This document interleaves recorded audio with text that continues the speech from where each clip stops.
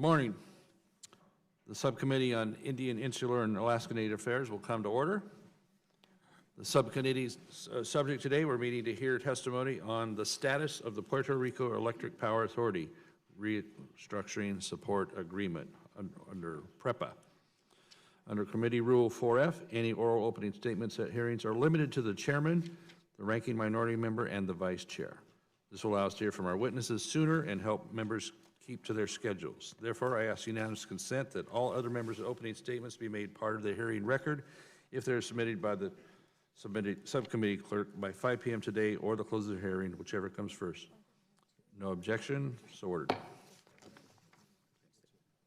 Okay. Recognizing myself for 5 minutes. First of all, okay. The current PREPA debt sits at approximately just under $9 billion. On July 1, a very important major bond payment of $455 million of combined principal and interest is due. According to figures released just yesterday by the Fiscal Agency and Financial Advisory Authority of Puerto Rico, PREPA will be completely out of cash on or around May 17, 2017. In light of these alarming facts, it is incumbent upon this subcommittee to drive a productive conversation here today. Our goal will be to inquire on where things stand in the current negotiations between the new Rosselló administration and the various creditor parties who will have been working on finding a resolution.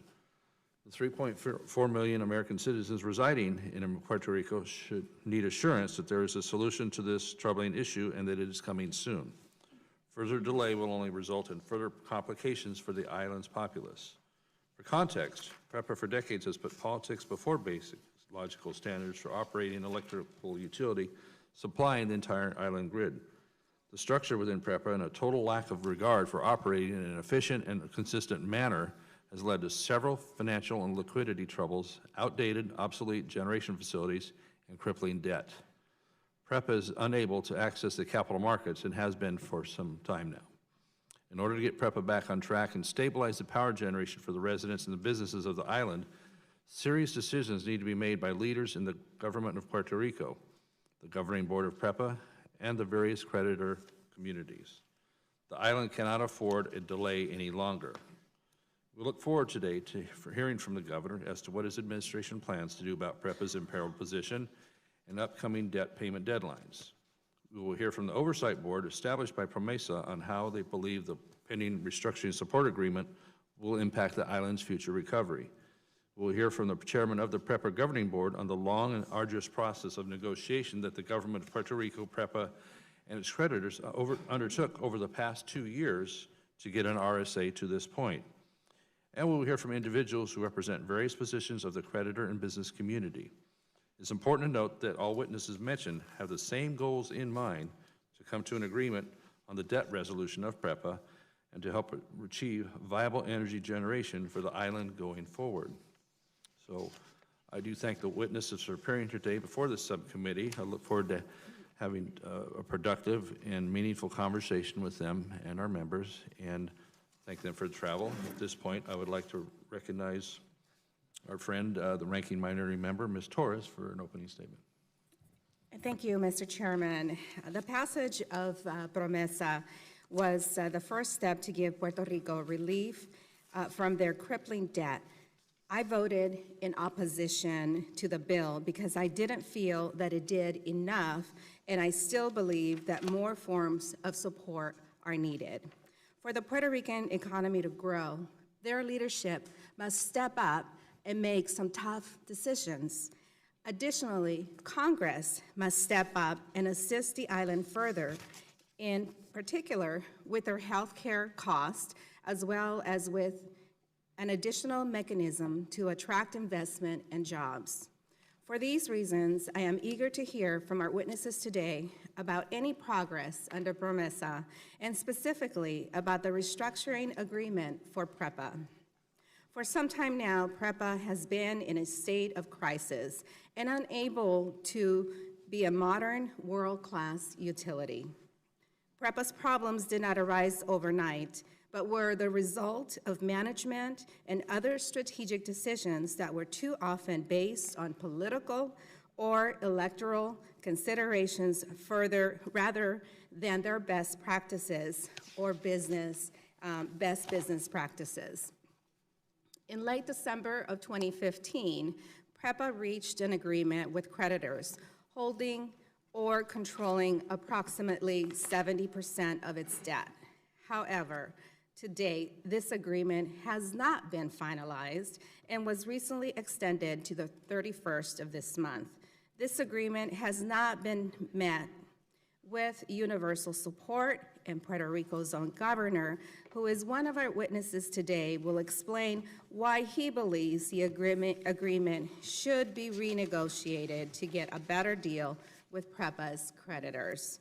I am also looking forward to hearing from members of the Financial Oversight and Management Board of Puerto Rico, which unanimously voted last week to certify Puerto Rico's Governor Rosel's fiscal plan.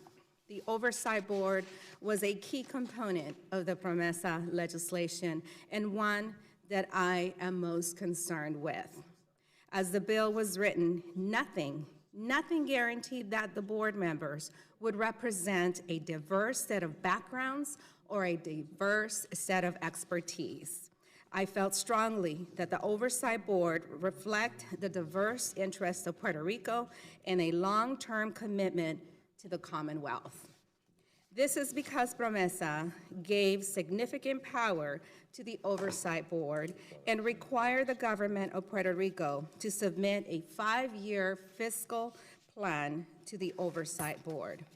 I, along with many of my colleagues, continue to be concerned that nothing in the fiscal plan will lead to economic growth, but could cause further contraction in the Puerto Rican economy. Thank you to the witnesses for being here today, and I look forward to hearing from you on best approaches to provide Puerto Rico with the tools it needs to prevent further dramatic depletion of their population. Mr. Chairman, thank you so much, and I ask for unanimous consent for Representatives Velasquez and Sonado to join us today. With no objections, so ordered. Well, Mr. Chairman, Mr. Serrano is here. Let's do the UC to him being allowed to be here and participate fully on this committee. I'm sorry? Redo the UC. Mr. Serrano is the only one here. Allow him to be here and recognized to be a full member of this committee and participate. Then I would ask for unanimous consent for Mr. Serrano to be allowed to be here. Perfect. Okay. Thank you. Supported. Okay, so ordered. Thank you. Okay, now I would like to recognize our Vice Chair, Ms. Gonzalez, for an opening statement. Thank you, Mr. Chairman. As Puerto Rico sole representative in this Congress, I want to thank you, Chairman Bishop and Chairman LaMalfa, Ranking Member Torres, and fellow members of this subcommittee for holding this hearing. For the past year and a half, Congress led, for the most part, by this committee, the most difficult part to confront this crisis. The result of the territorial system that is based on the economic and political inequality of its citizens, a model that denies millions of American citizens the most basic right in a democracy, the right to vote and to equal representation, and treats hundreds of thousands of Puerto Rican veterans as equal in war but not in peace. To that effect, the bipartisan PROMESA not only established the Fiscal Oversight Board, but also created a bicameral and bipartisan task force of members of Congress to make recommendations on the impediments to economic growth in Puerto Rico, including equitable access to federal health care programs. In its final report in December, the task force identified numerous federal programs where Puerto Rico's lack of equal treatment constrains the island's economic growth potential and provided specific recommendations for this Congress to consider. These recommendations included providing Puerto Rico with equitable and sustainable funding under Medicaid program, as well as addressing the island's impending Obamacare-imposed Medicaid cliff early in calendar year 2017. Mr. Chairman, I have already introduced legislation that will implement many of these recommendations, and I urge that the task force report serve as a roadmap for this subcommittee moving forward. This will provide the island with much-needed tools to complement PROMESA and restore economic growth for our people. Furthermore, the ongoing discussions regarding the replacement of Obamacare, the tax reform, and increased funding for infrastructure projects, among others, present Congress and the Trump administration with the golden opportunity to address decades of unequal treatment for Puerto Rico and the territories. More specifically, I request that this subcommittee support the ongoing efforts to ensure that Puerto Rico and the other U.S. territories are treated equally in the American Health Care Act or any other upcoming Obamacare replacement legislation to be considered by this Congress.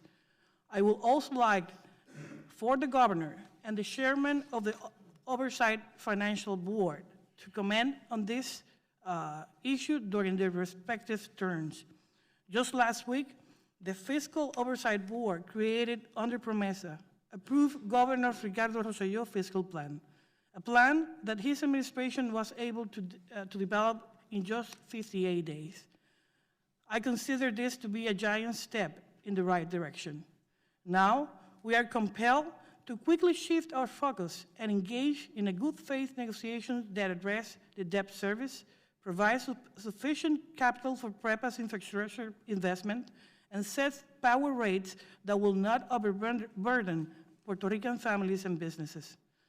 What should be clear by now is that PROMESA objective for the Puerto Rico will not be achieved unless economic growth is restored to the island, and that securing an efficient and affordable production of electricity is critical to the island's vitality needed economic recovery.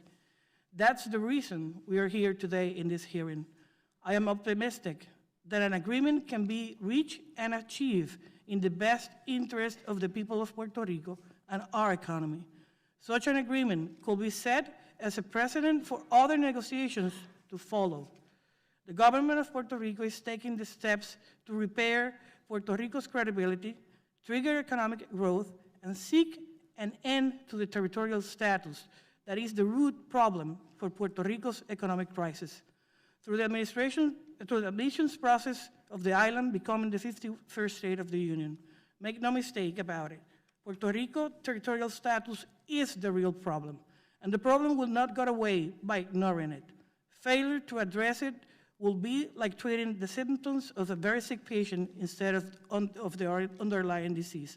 I look forward for the testimony of our witnesses and to the hearing all sides in this very important discussion for the future of our beloved island. Thank you, Mr. Chairman. I yield back. Thank you, Madam Vice Chair. At this point, we'll introduce our witness for the first panel. We're joined today, and thank you for your time and travel, Honorable Governor of Puerto Rico, Ricardo Rosselló. Of course, we know the rules on 5 minutes of oral testimony, and if you have an entire statement that you would like to have appear in the hearing that may be longer, you can please submit that as well. So you'll see that when you light the microphone, you'll get a green light. After 4 minutes, the yellow light, and then the red light will be the end of our current 5-minute round for your opening statement. So you'll need to press the talk button on that, and we'll be ready to go. Okay? So, Governor. Good morning, Chairman Bishop, Chairman LaMalfa, Ranking Member Torres, Vice. Hold on. I'm sorry, Governor, please. Hold on for a moment. I recognize our ranking member for a moment. I apologize, Mr. Chairman and Governor. I would like to request unanimous consent to allow Ms. Velasquez to join, to sit and participate at the hearing today. Seeing no objections, so ordered. Okay. Sorry, Governor. Okay. We recognize the witness, Governor Rosselló. Once again, good morning, Chairman Bishop, Chairman LaMalfa, Ranking Member Torres, and Vice Chairman Jennifer Gonzalez, and other members of the subcommittee. Thank you for the opportunity to appear today before the subcommittee to discuss issues related to Puerto Rico's energy infrastructure and financial restructuring. I understand the subcommittee is interested specifically in the ongoing restructuring of the Puerto Rico Power Authority, or PREPA. Before addressing the specifics of the PREPA restructuring, It is important to recognize that the critical need to transform the energy infrastructure of the island. Puerto Rico needs reliable, cost-effective, and efficient electrical system, as well as an effective program of conservation and maximization of its water resources in order to support the island's socioeconomic transformations. My vision for PREPA is one that involves a modern and resilient transmission and distribution system with diverse sources of fuel, including renewables, and supported by private capital to invest in a new and efficient generating capacity. The goal is to be able to deliver reliable energy at sustainable rates to the people and businesses of Puerto Rico. That vision includes a successful restructuring of PREPA. I also note that in the past, PREPA was frequently cited as an example of governmental dysfunction, where political considerations overrode true economic goals. In that regard, it is my view that the restructuring of PREPA must incorporate a governance model that facilitates investor and consumer confidence and minimizes political interference. At the same time, PREPA's governance cannot be disconnected from the overall energy policy of the island. In my view, the appropriate governance structure is one that takes into account the concerns of all stakeholders. Unfortunately, PREPA's challenges, including its aging infrastructure and significant debt burden, have resulted in inefficiencies and rising costs, which have in turn caused Puerto Rico residents and businesses to endure high electricity costs. Today, we pay substantially more for electricity than do residents of the continental United States, and this in an economy where the median family income is approximately 33% of that in the United States. The high electricity costs negatively impact both the ability of Puerto Rico to attract capital and to compete in the global economy. This situation is not sustainable for our residents or for our economy.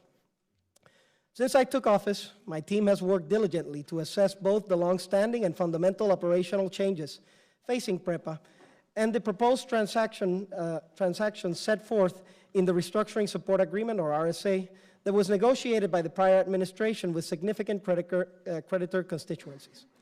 While we recognize and appreciate the efforts of many parties put into the RSA and understand that it provides a useful framework for discussion, my administration believes that any consensual restructuring requires modifications to the terms set forth in the RSA.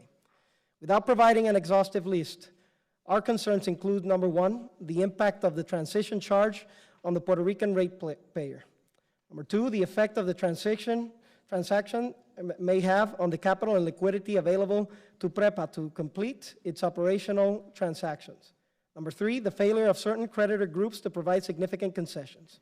Number four, the reality that the RSA does not provide for sufficient capital to close the transaction. And lastly, number five, that under the current conditions, the RSA would not be sustainable for the bondholders. After the RSA was signed in December of 2015, Congress, aided by this subcommittee, passed PROMESA, which was signed into law by the President on June 30th, 2016. It is noteworthy that Congress specifically stated in the very last provision of PROMESA that it was, at its sense, any durable solution for Puerto Rico's fiscal and economic crisis should include permanent pro-growth fiscal reforms that features, among other elements, a free-flowing capital. I do share that belief. A critical part of PROMESA's effectiveness stems from the creation and certification of a fiscal plan. After much work, collaboration, and thoughtful exchange, the Oversight Board certification of our plan in March 13th represented an important first step in moving forward for Puerto Rico's good faith negotiations with its creditors and stakeholders.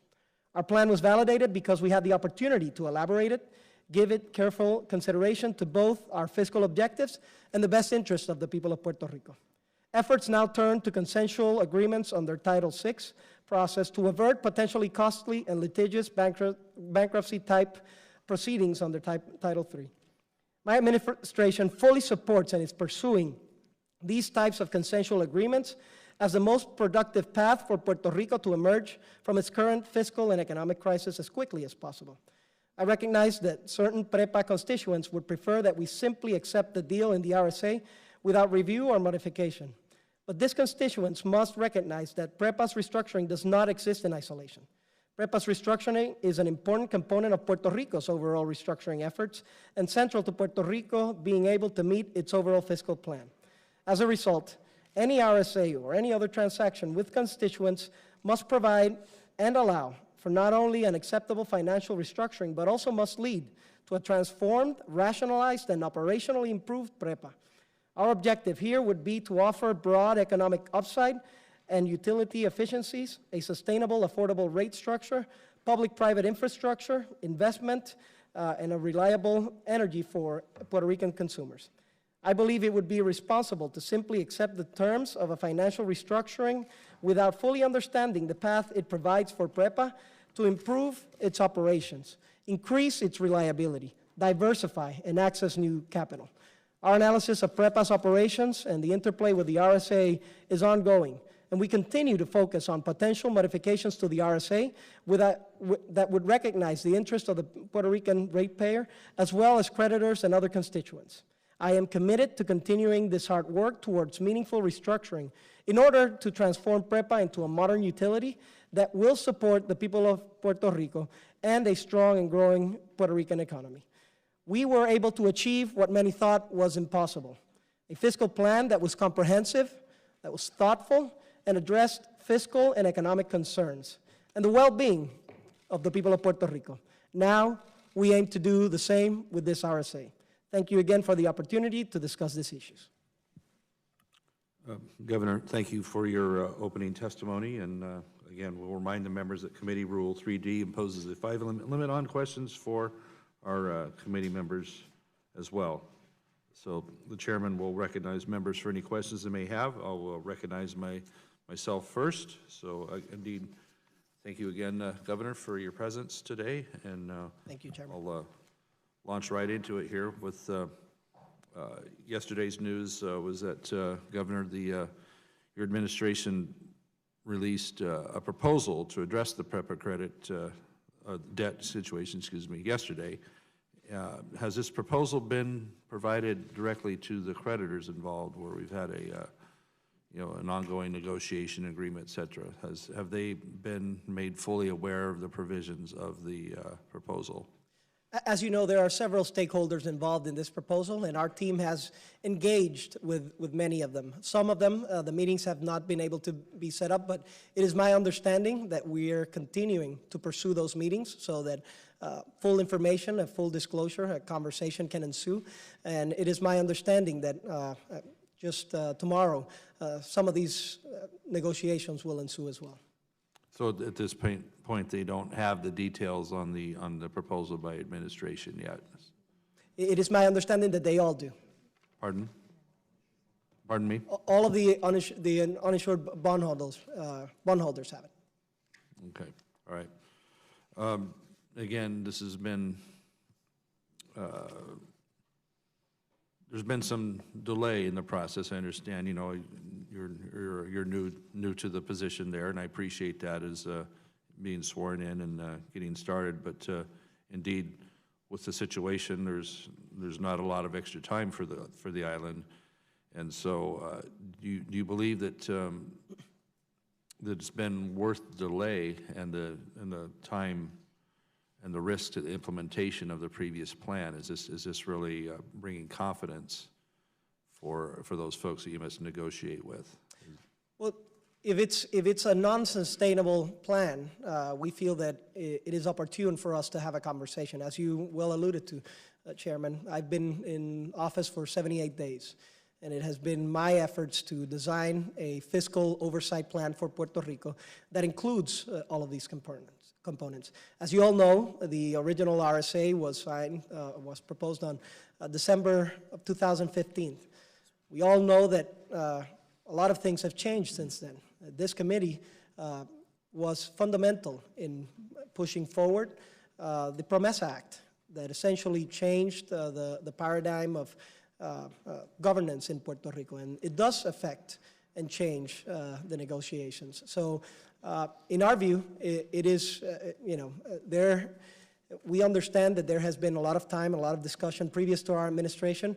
What I can assure you is that we're fully committed to having these discussions, these conversations, so that we can actually have a plan that is, provides affordable rates for the people of Puerto Rico and the businesses of Puerto Rico that allows for economic growth to ensue in Puerto Rico I that actually appreciate is that. sustainable. Pardon me, Governor, I am, time-wise here.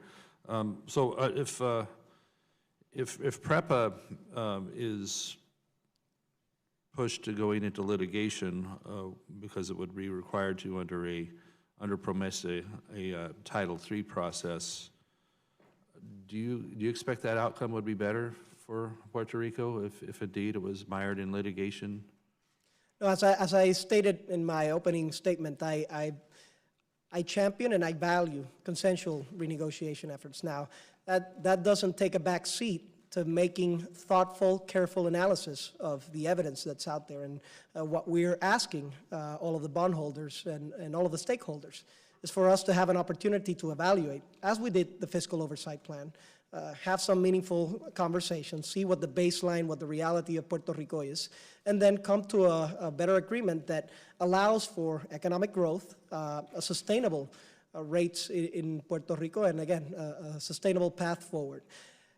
The RSA cannot be looked upon as something in isolation. It's not independent. As soon as the President signed into law the PROMESA bill in June 30th, 2016, it gave the governor of Puerto Rico and its government the responsibility of making sure we had a strategy of the whole of government, and that includes PREPA. So with our view and our efforts in the fiscal plan, we can't just separate PREPA from the whole of government that is involved in Puerto Rico. Okay. Well, again, recognizing there is a time crunch involved in coming to this, and much negotiation and good faith agreement has been put in place. This committee, I think, is going to see much urgency in coming to this, because we're going to be in a problem. So with that, I'll end my time here and recognize our ranking member, Ms. Torres, 5 minutes. Thank you, Mr. Chairman. Governor, welcome to our committee and congratulations.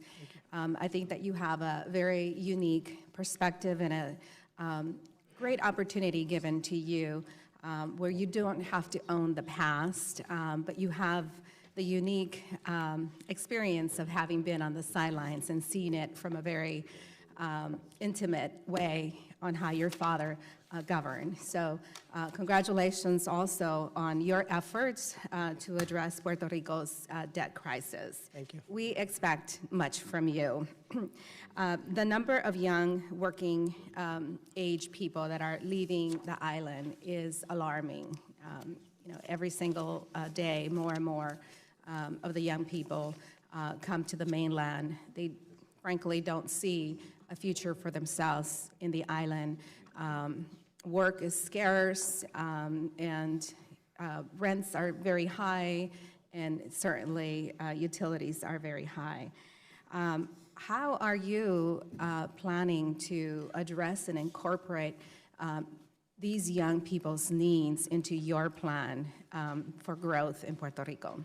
Right, it's a great concern for us. Thank you for your comments, Ranking Member. It is a great concern and a priority for our administration to see how we can tackle the massive exodus and diaspora that we have in Puerto Rico. Of course, the exodus is an effect of certain actions that have been taken and that are occurring in Puerto Rico.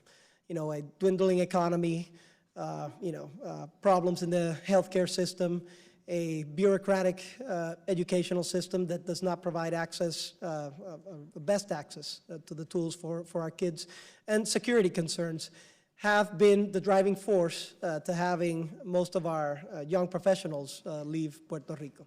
So what we've done is we haven't only proposed, but we've taken action.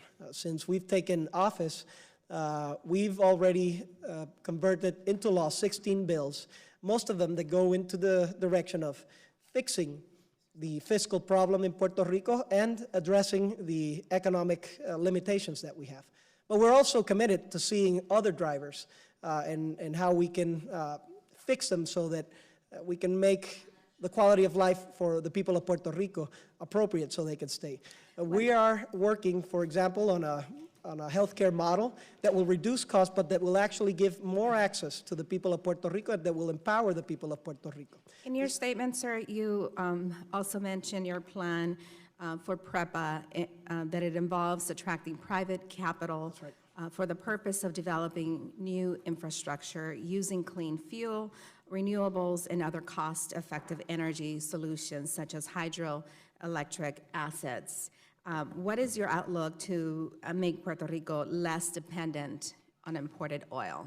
It's a priority, and we've stated, I have for the committee, we'll submit what our plan, what our strategy and our platform, it's a detailed strategy and platform, and we have the fiscal plan as well, and they include different strategies so that we can push that forward. Specifically, we're looking forward to having Puerto Rico be at least 15 to 20% in renewables. We're looking for a transition into gas. So we're looking for infrastructure that can be generated through the private sector in collaboration with the government using P3 models.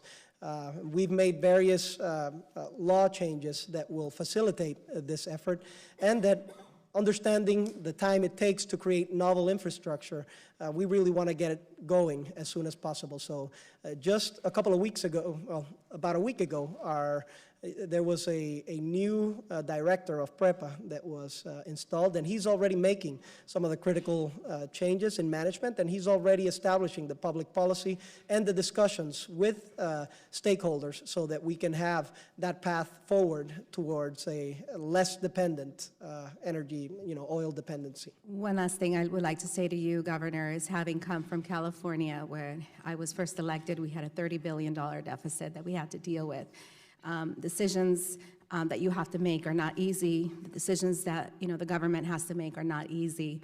But I would caution that making those decisions on the backs of your public employees is not the best recipe for restructuring your debt. So please revisit that and think of your public employees as an asset to your community. If I may add, our fiscal plan is specifically directed to addressing that concern. We are committed to not only not having to have layoffs, but also we don't have to reduce the time that the employees are actually working. It's a commitment. What we're doing is an operational shift. Puerto Rico right now has 131 agencies. That is way too much. We have a plan developed so that we can, in the next 4 or 5 years, start reducing that to a structure that's more akin to 30 to 35 agencies without having to impact public employees. How do we do this? We have a new P3 law that will enable collaboration with the private sector. We have government as a single employer law that will allow us to put public employees in the areas where they can most serve our people. So it is part of our commitment, and I take that advice to heart. Thank you, Ranking Member Torres. Now I will defer to the chairman of the committee, Mr. Bishop, to your term. Okay, thank you, Mr. Chairman. Then I will recognize myself to my 5 minutes term, and I've never expected to be presiding this hearing and be interviewing and making questions to my governor. So it's quite an honor and having this year to do that. Honor is mine. I welcome Secretary of State Luis Gerardo Rivera Marin and leaders from our island who have been here, state legislators and other officials. Governor, what provisions in the agreement give you the most pause here? Well, there are several concerns. Of course, as I said, our higher level vision is to have a sustainable path that can have stable rates for Puerto Rico and that can push forward our economy, that it's a vision that is encompassed in our holistic view of the fiscal situation in Puerto Rico and the powers that the PROMESA bill has dictated to our government to enact change in a holistic view in government. So that is one of the elements that preside over all of the concerns that we are viewing. So there are several components that we understand. Number one, there is a new paradigm. After the signing of the PROMESA bill and it turns into law, it's a different set of circumstances that need to be generated over here. Number two, our team is concerned that the impact on rates might not be sustainable. And that will have a negative impact overall in the structure of the RSA, pushing forward. We also see that there is a lack of concessions from certain creditor groups that we feel need to sit down on the table and see how we can get to a common sense agreement that is actually sustainable.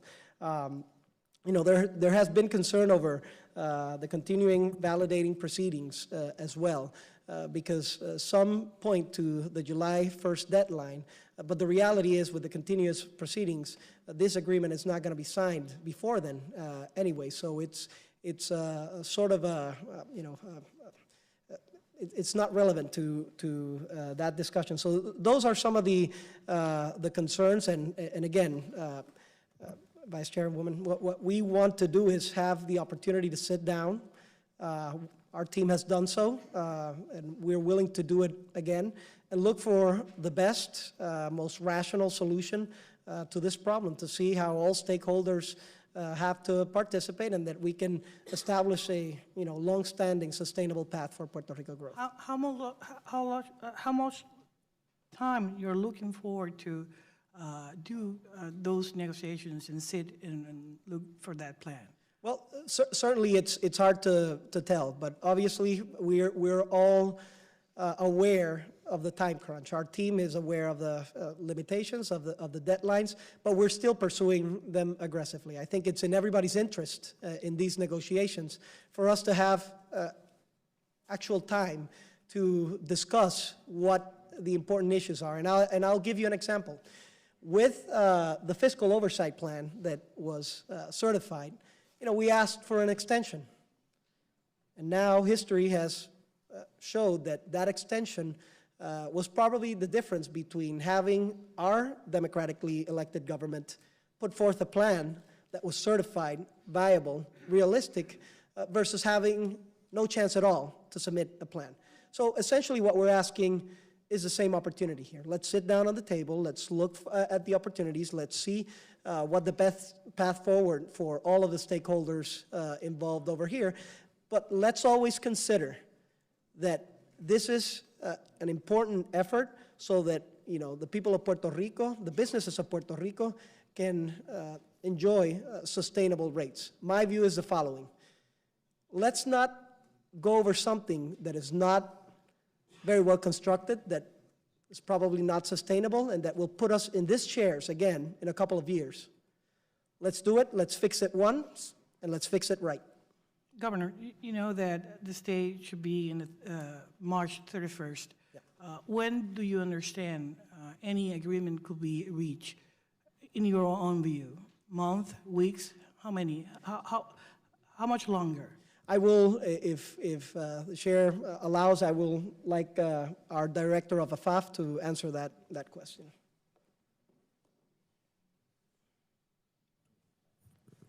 I would like him to identify himself to the record. Good morning. My name is Gerardo Bortela, Executive Director of AFAF. We're currently negotiating with PREPA bondholders. We expect to resolve as quickly as possible this RSA. We're aware of the deadline, so there's, we need to step in the table and talk to not only uninsured bondholders, but also monolines and a fuel line PREPA. Thank you. Right now, my time is finished, so I recognize Mr. Soto. Thank you, Chairwoman. Governor, bienvenidos, welcome. We appreciate you being here today. Thank you. As you know, I come from Central Florida, and our areas are strongly linked, both culturally and economically, and a lot of those young people we want to make sure to have opportunities in Puerto Rico are landing in our district, and while we welcome them, we understand it's at the detriment of the island, and so we need to work together. You know, PROMESA addressed the debt process, but it failed to address any economic stimulus. And our long-term goal, I think, is united, that we need long-term economic prosperity for the island of Puerto Rico. And I believe we can't get there through austerity alone. I want to applaud you, Governor, for your success in negotiating to avoid job cuts. That was a huge win and an early one. Obviously, we remain concerned, all of us, about furloughs and pension cuts that I know you're continuing to negotiate. And I want to encourage my fellow peers on the committee to consider other relief, whether it be Medicaid and Medicare parity, whether it be applying the Earned Income Tax Credit or the Child Tax Credit to the first and second child, since it only applies to the third and beyond, as well as access to SBA and ag loans. I think the solution lies in the success of the Puerto Rican people, not austerity alone. Turning to PREPA, it appears that the average kilowatt hours, 18.88 cents in Puerto Rico, while it's an average of 12.75 cents per kilowatt hour across our nation. And knowing that energy is the lifeblood of any economy, what would the economic outcome be of the current plan if it was implemented, Governor? Well, if it's implemented without, one of the critical aspects of this whole negotiation is that there needs to be an operational change linked to whatever the financial change is. So we can't just look upon making some financial changes and leaving our old infrastructure as is. And this is one of our critical concerns. So we want to establish sort of a path forward where the financial renegotiation is also linked to establishing, modern infrastructure, collaboration with the private sector. So those are our critical components. If we don't embark in that view, and our team's view is that, it's filled with obstacles, the path forward, unless we have, a credible and established plan to do so. The rates are going to go high. They're going to get higher, and this impacts, the average citizen of Puerto Rico, but it also impacts growth. It impacts our industry. It'll provoke more exodus of Puerto Ricans, and it'll provoke more exodus of industry in Puerto Rico, which will reduce the overall rates that are being generated, and the overall monies that are being generated from PREPA, which would make the agreement unsustainable. So this is our concern, and what we want to make sure is that whatever plan is established needs to have the operational component so that we can modernize the infrastructure as well. Has the administration done any economic analysis to show what decline in domestic product you would have in the island per penny increase or beyond that, so we could get an idea of, as this stranglehold comes down with higher energy prices, what is the corresponding decline in economic output for the island, making this even a bigger problem then? Right. Our new executive director just got in to PREPA, and he is putting together the team. They're working fast and diligently so that we can have these assessments. However, it is a clear obstacle to growth. It is a clear obstacle to quality of life. If you can't pay your energy bills in Puerto Rico, it becomes harder to have a good quality of life. And people tend to point that as one of the reasons that they live as well. If you have an unsustainable and unpredictable price or rate increases in Puerto Rico, it hampers industry. It hampers confidence for new industries to come in Puerto Rico. Now, connecting that to your first statements, we've already taken steps in Puerto Rico so that we can make a pro-growth push. We've established certain models, such as the Destination Marketing Organization for Puerto Rico, labor reform. We have a permits reform that will be enacted probably next week. We have a comprehensive taxing reform that we're looking at, but that is just part of the equation. There is, and I thank you for soliciting the aid of your fellow colleagues, there is another part that needs to come from Congress now. Different from the past, you know, somebody would sit here and probably say, give me more, give me more, give me more.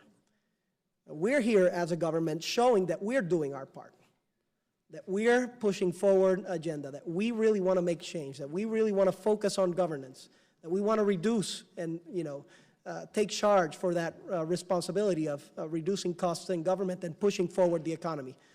But that, in and of itself, will limit us. If, you know, the Congress can see that equal treatment, collaboration, and certain efforts be part of our holistic strategy, this will certainly help Puerto Rico push forward with a, you know, common sense approach, with a committed government, and transparency efforts for its government. Thank you, Governor. Thank you, Mr. Soto. Right now, we are having Mr. LaHood from Illinois. Thank you, Madam Chair, and thank you, Governor, for being here today for your testimony. Last year, when we passed PROMESA and debated that in this committee, there was a lot of work and effort and commitment that went into that legislation. And I think a lot of us thought because of all that, we passed that and wouldn't be hearing from you and wouldn't be dealing with this issue coming into 2017, but here we are. And in listening to you today, Governor, and this proposed financing deal, maybe walk me through, if this deal fails, what are the short and long-term ramifications for the island?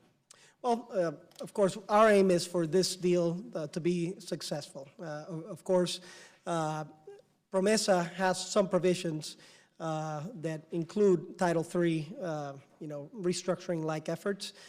If a deal is not able to be executed, then those provisions, not only for PREPA, but for other components of the government, would be executed. Now, it's been my strong view and our public policy that we want to engage in, you know, consensual renegotiation efforts. So what we're asking is for that opportunity. Don't ask us to rubber stamp a deal that we haven't had ample time to discuss, that we haven't seen what the ramifications are, that we are concerned that it's not even going to be sustainable for the bondholders, let alone for the ratepayer in Puerto Rico. Let's sit down, see what the data is, and then let's come up with a common sense solution. We've done it in the past. I mean, this committee did it in the past, passing a PROMESA, which I know was a challenge. We've done it a couple of weeks back when we passed a fiscal oversight plan for Puerto Rico, which was a challenge as well. I feel we can do the same. What I'm asking is for us to have the opportunity for our team to sit on the same table, to talk with the available evidence, with the data, and see what the best path forward is for Puerto Rico and, you know, mitigate some of the concerns that we have on this deal. There was a Wall Street Journal article on the Puerto Rico crisis, I think it was from January 23rd, that talked about some of the consequences of Puerto Rico not being able to renew contracts with healthcare providers without the financial relief. Can you give me a status on that? Yes, it is a critical component for this effort. We are actually asking for Puerto Rico to have the same consideration, and I commend you know, the Vice Chairwoman's leadership on this effort, for Puerto Rico to get an extension as well for the Medicaid and Medicare funds. And here's why. In order for us to have the appropriate renegotiation or negotiation tools, we need to have the funding accessible to us. Now, we are making certain efforts so that we can reduce costs in our healthcare system. I can let you know that we have already reduced proposed to reduce administrative fees as part of our plan.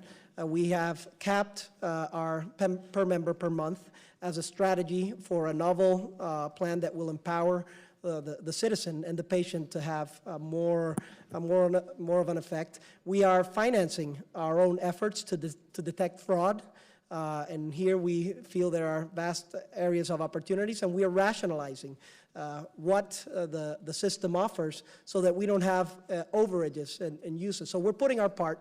we see that in the first year, we can have $300 million in reductions in the healthcare system. And with the novel plan that we're proposing, which we think would be a model to follow in the United States as well, we can see an additional $500 million without affecting the access of healthcare to the people. But so what I'm stating over here right now is we're putting our part. We have a strategy. Stakeholders, everybody in Puerto Rico is sharing in part of this decision-making, is sharing in part of the actions that are being taken. I feel that Congress really needs to act in the next coming weeks, particularly in the continuous resolution, so that Puerto Rico can have the space to negotiate those contracts. And Governor, in that same article that I referenced earlier, there's a statement in here that Puerto Rico currently owes $17 billion in sales tax bonds and another $13 billion in general obligation bonds. Since this January article, has that increased, and is that the highest obligation that Puerto Rico has ever had? It hasn't increased, and I believe it is the highest, but it hasn't increased. Okay, and that's the highest in the history of the island, correct? Where it's at right now? Well, it's been, if you see the path of the debt, it's been progressive, right? So it's been higher, but I will defer to our director of the fiscal agent to respond to that. Good morning. Yeah, between GEOs and COFINS, it's around $30 billion. There hasn't been any issuances since the last one. On 2014, there was a GEO issuances. So it's $30 billion right now. It hasn't increased. Thank you. Thank you, Chair. Thank you, Mr. Dahoud. Now we recognize Mr. Ranking Member Grijalva. Thank you. Thank you very much, Madam Chair, and welcome, Governor. Good. Thank you, Mr. Grijalva. Glad you're with us. Before he left office, your predecessor submitted a fiscal plan to the Oversight Board, which they rejected. They called it unrealistic, and particularly unrealistic in its reliance on federal assistance, which they said was uncertain. And if, given the whole Medicaid discussion and debate we're having about health care in this country and what happens to Obamacare, I would say that they were pretty accurate about that uncertainty in terms of not only extending the program, but the number of people that would be covered by that program. And I understand the reimbursement issue, and that's been unfair from the beginning for Puerto Rico. They initially, if I believe correctly, you could correct me, Governor, rejected your fiscal plan, and then on March 13th of this year, they certified your amended plan. The plan, as I understand it, includes eliminating subsidies to municipalities and University of Puerto Rico and nonprofit entities. It also reduces government spending by $300 million, which was mentioned in health spending, and deals with some reductions in pensions between $2,500 to $10,000 monthly payments, and the privatization of certain government entities and functions within Puerto Rico. Given all that, and the fact that, as you've indicated in your testimony, more needs to be done in terms of coming to a final agreement to lessen the pain on the citizens of this country and Puerto Rico. Essentially, to move forward, what are we talking about here, Governor? Are we talking about an additional period of time in order to continue to work on the details of a fiscal plan going forward? Or is it a question of additional time now for negotiations and collaboration, as you stated, or in order to reach a level? I mean, you propose so much reductions. The Oversight Board proposes another set of reductions.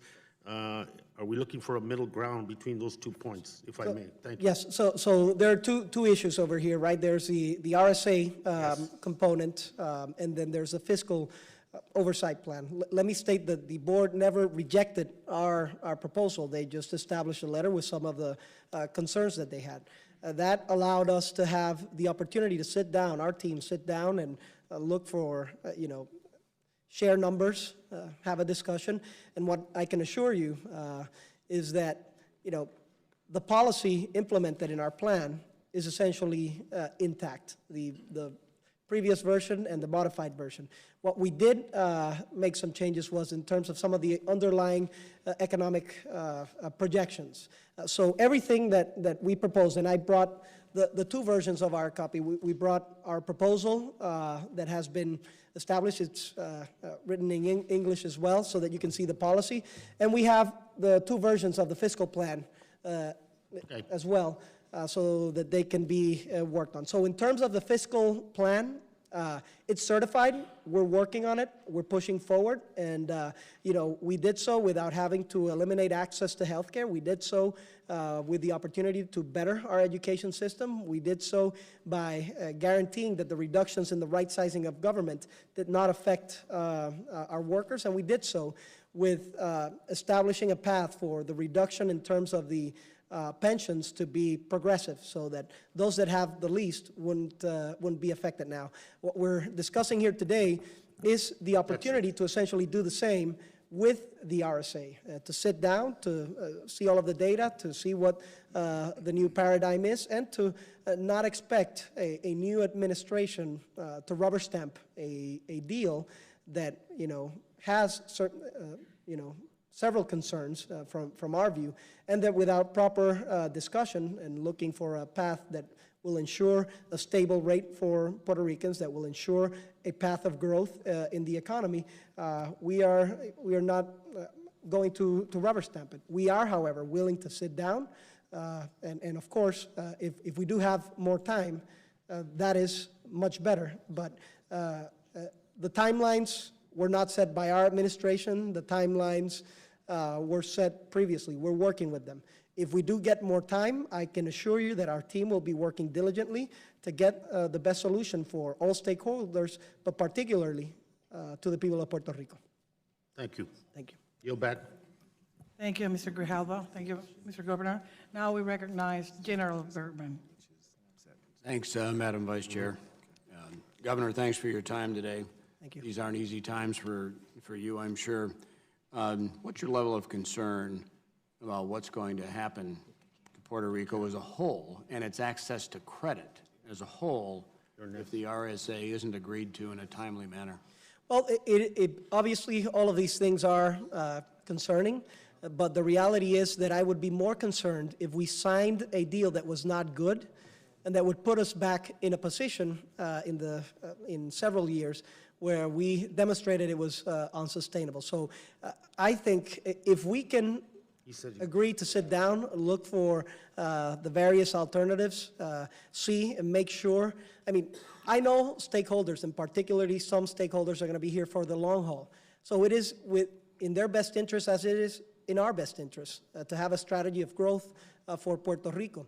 And what we want to do is we want to make sure that the RSA complies with that. We want to make sure that it has the best components. We might want to make sure that certain creditors make the necessary concessions that they need to make. And we want to make sure we have, again, a path for sustainable growth in Puerto Rico and stable rates. Okay, thank you. Since becoming governor, have you had any dialogue with certain creditors, and were there any changes that you might have offered or they might have offered, whatever, but especially that you've offered that they've been supportive of? So we've established a conversation with our fiscal agent. They're empowered. The AFAF is empowered to lead these conversations, of course, in coordination and having talks with the Fiscal Oversight Board as well. And our director of AFAF, Mr. Portela, could probably answer that question better than I can. Good morning. Before, we've had conversations, preliminary conversations with different bondholder groups. But before then, and as I expressed when we started office, we needed to focus on getting a fiscal plan approved and certified. We did that last week. after, continuous and days of 20-hour days. When we got that plan certified, we now have the number, that surplus, that we can work with, and we don't have to negotiate in a vacuum. So once certified, we've been in constant dialogue with some bondholders. And again, we want to reiterate that we want to have good faith negotiations with all bondholders in Title VI, including PREPA bondholders and stakeholders as well. Thank you, and Madam Vice Chair, I yield back. Thank you, General. Now, it's the term of the chairman of this committee, Mr. Bishop. Hey, thank you. And Governor, I want to thank you for being here, taking the time to do it. I appreciate the way you have approached this position and this situation, and I appreciate that you and your administration has come up with data that we have long been waiting to see that data, and you're doing it in an appropriate way. I do have, one sense of frustration simply because this committee can't actually create more time. I guess if we were senators, we could just declare, 7 days to be 1 day, and you can get away with it. So the question I have, and this is going to be very quick because we do have another panel of experts that we need to have testify. Just in your opinion, what do you think is the likelihood of that March 31st deadline being extended? We've all played around with that. What do you think is the likelihood of actually getting that extension? Oh, I mean, this deadline has been extended in the past. I think it is in everybody's best interest to do so if we feel we can find a better common sense solution. And again, I'm not asking you to... You're comfortable it actually can be extended? I am, and I hope it can. What would the consequences be if it were not extended? Well, again, we are still going to be working within the timetable. We recognize what the deadlines are, and as I stated earlier, our team is going to be meeting or is asking for several meetings. We must admit we've had difficulties setting meetings with some of the creditors, but we're asking for that so that we can use whatever time we have as best and as efficiently as we can. Thank you. I appreciate that. And once again, I appreciate you being up here. Thank you so much, This committee. Thank you for that. Let me yield back. We have two other people who are not part of our panel. I appreciate them being here as well. I'll give them a chance to get some questions done. I'll yield back. Thank you, Mr. Chairman. Now we recognize then Mr. Serrano. Thank you so much. Thank you, Mr. Chairman, for allowing us to be here today, and Madam Vice Chair. And very briefly, you remind me when I was in the State Assembly and we couldn't pass a budget, we stopped the clock at midnight, and sometimes Friday lasted till Tuesday, and it was a very long Friday. Just don't tell them how to do that. That's the one thing, yeah. No, this is something they should not learn how to do it. Mr. Governor, thank you for being here, and congratulations on your victory and your administration's victory. When Ms. Velasquez and I voted for PROMESA, we took a lot of heat. That's fine. And we took it during a primary season. That's not fine. But things worked out well.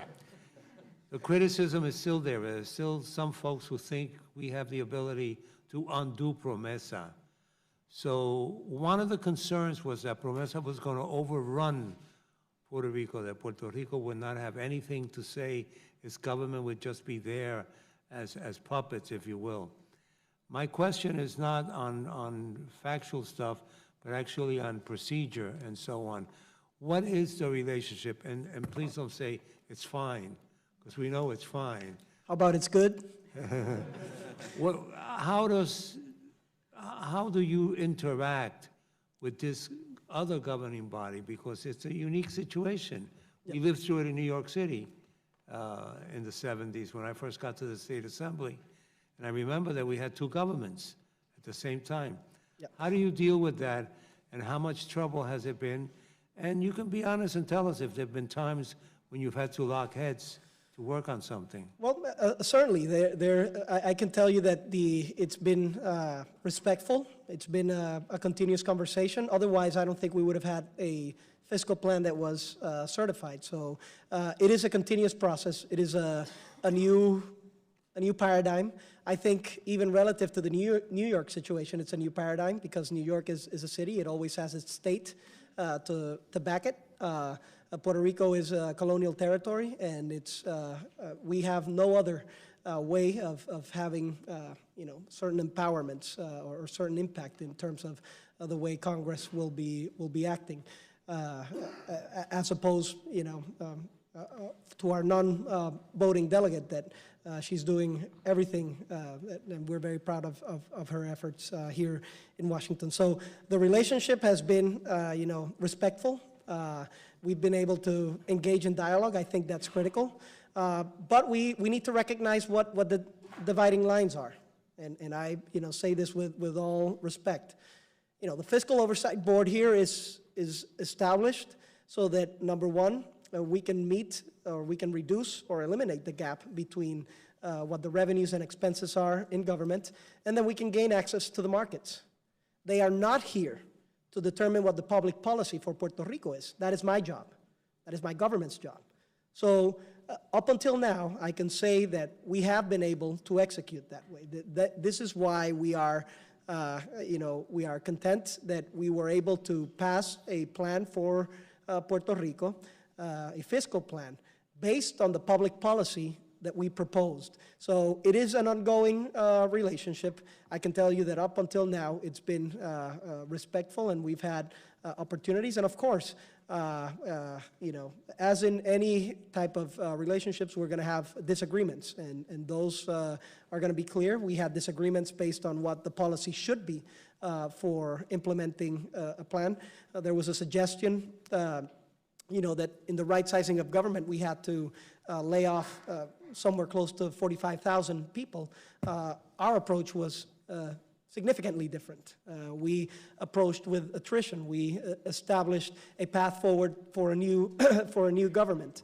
We reduced certain subsidies. In that sense, we were able to maintain our public workforce pushing forward, and we did the same for healthcare. Reducing access to healthcare was not an option for us. We want to have the people of Puerto Rico insured, and we want to have them have the power to choose how they get their services, and the same for education, the same for pensions. So up until now, it's been respectful, and my hope is that it remains that way. Very briefly, you went into my second question, which was, how did you said you were working on reducing government and so on without hurting the workers. Could you expand a little bit on that? Of course. So I will. That sounds like a contradiction. I mean, usually it's firing people, Yes. We will leave the fiscal plan for the members to ensue, but essentially it stems from recognizing that the vast majority of expenses come from operational costs in our government. And it is precisely because we have a 131 agency structure in Puerto Rico now. That surprises many people when we state, because typically in their local governments, they have a much more reduced operational structure. So that's one. Number two, we started reducing by executive order on the same day I swore oath, our political appointees. We started reducing what the contracting, paradigm was for Puerto Rico as well. At least 10%, but we're making headways to increase that. We started putting, more controls into what the expenditures were, because what we typically had was over budgeting and over expenses that would then be translated into those deficits. So I would say, Congressman, that we're having a responsible government that is actually reducing the expenses, but it's taking the opportunity to make a more effective government than what we've had in the past. 131 agencies that don't communicate with each other, that are marred with bureaucratic processes, that duplicitous, is not healthy for Puerto Rico. So in this time of crisis, in this time of challenges, we found opportunities, and in certain, in our area of right-sizing government, it is explained to detail. Thank you. Thank you very much. Let me Governor. just close with this. Your biggest challenge, Mr. Governor, is that promise you made to get Team Rubio to Puerto Rico by tomorrow. How about if you dye your hair, I'll dye mine. Because they all have to go back to spring training by Thank you, tomorrow Mr. morning. Serrano. Right now, we will recognize Ms. Velasquez. Thank you so much. I want to thank the chairman, Mr. Bishop, and the ranking member, Mr. Grijalba, and both subcommittees Chair and Ranking Member, and the gentle lady from Puerto Rico. I also want to commend Governor Rosselló for revisiting the original PREPA RSA and for seeking more favorable terms for the people of Puerto Rico.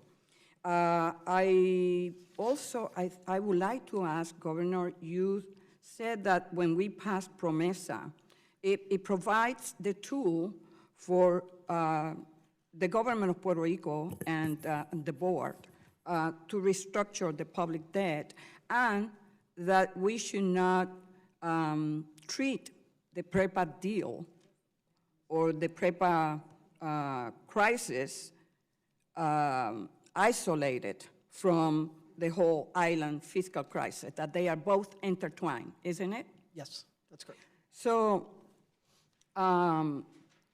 you know, I was born and I grew up in Puerto Rico. I know all about politics in Puerto Rico. So my question to you, Mr. Governor, part of the crisis of PREPA is embedded in the fact that as an institution, it has been traditionally politicized, and that for the first time, finally, is depoliticized, that there is a new board with top-rate professionals, including management of top energy companies in the United States. So are you, is it your intention to allow for that board to continue, those board members to continue in their capacity? It is my intention to have a conversation, and of course, if they are willing, or whoever is willing, to push forward our public policy, then that will be the new board. So this is a very important point. We can have the best, or you know, grade A professionals, but if their public policy opposes our fiscal policy and our operational changes policy, then they cannot be part of it. Okay, and I hope that when appointments are made, that are made based on what is best for the interest of the people of Puerto Rico. Of course, always. I will, however, caution that, you know, these appointments were made on December 2016. I was already elected governor. There was no conversation with me about this. It was just essentially imposed. And again, everybody knew at this juncture that I had to present a fiscal oversight plan for Puerto Rico that would take the government as a whole in terms of its view. So I think it needs to be. Thank you, Governor. My colleague from California, Ms. Torres, asked you about if you intend to have a plan to increase the energy sector in Puerto Rico, to diversify the energy, the generation of energy in Puerto Rico. Is it part of that plan to privatize some of those functions? It is part of the plan to create P3s, public-private alliances, yes. We want to create P3s for generation. Puerto Rico or PREPA does not have the cash right now or the wherewithal to generate such structure, and we feel that it would be beneficial. In fact, we've passed into law a version that part of that margin that gets generated would go into the pension systems. One of the effects that will allow us to have more cash into the pension systems as well, would allow us to have stable rates in Puerto Rico, and of course, a stable energy system. Thank you, Mr. Governor. Governor, if voluntary negotiations with all 12 bondholder groups and other creditors of the central government are unsuccessful in producing a sustainable level of debt that is consistent with the certified fiscal plan on or before the expiration of PROMESA's automatic stay against litigation on May 1st, would you support the Oversight Board use of Title III to restructure the debt? It is part of the structure that we have, but our aim, again, is a Title VI renegotiation efforts, and I must stress this. I understand that, but my question is, if those negotiations proven to be not successful, will you support the board to use one of the most powerful tools that were provided under this bill? Remember one thing, Congressman Serrano and I, we brought this legislation to the finish line. I can promise you that. So we did it, and we voted for it because we believe that it was the best tool for Puerto Rico. Right, well, you know, everything is on the table, Madam, and what we want to, but what we understand is that it is the best solution for all stakeholders to seek a Title VI renegotiation effort. So this is our caution, and this is our message. We are willing to do so. We are willing to sit down. We're willing to be rational. We've already presented a plan that has been certified. It has been, validated. We can do the same with our renegotiation efforts. So our call to all 19 creditors May is 1st, for us to May 1st, the clock is ticking. The people of Puerto Rico are suffering, and we need to restructure the public debt in a way that you have the liquidity and the capital that you need in order to provide services for the children, safety of the people of Puerto Rico. Thank you, Mr. Chairman. Madam, I was elected on this platform to renegotiate. I was elected by the people of Puerto Rico. And this is what they elected me to do, and I will do so. All right, Governor, thank you. Thank you.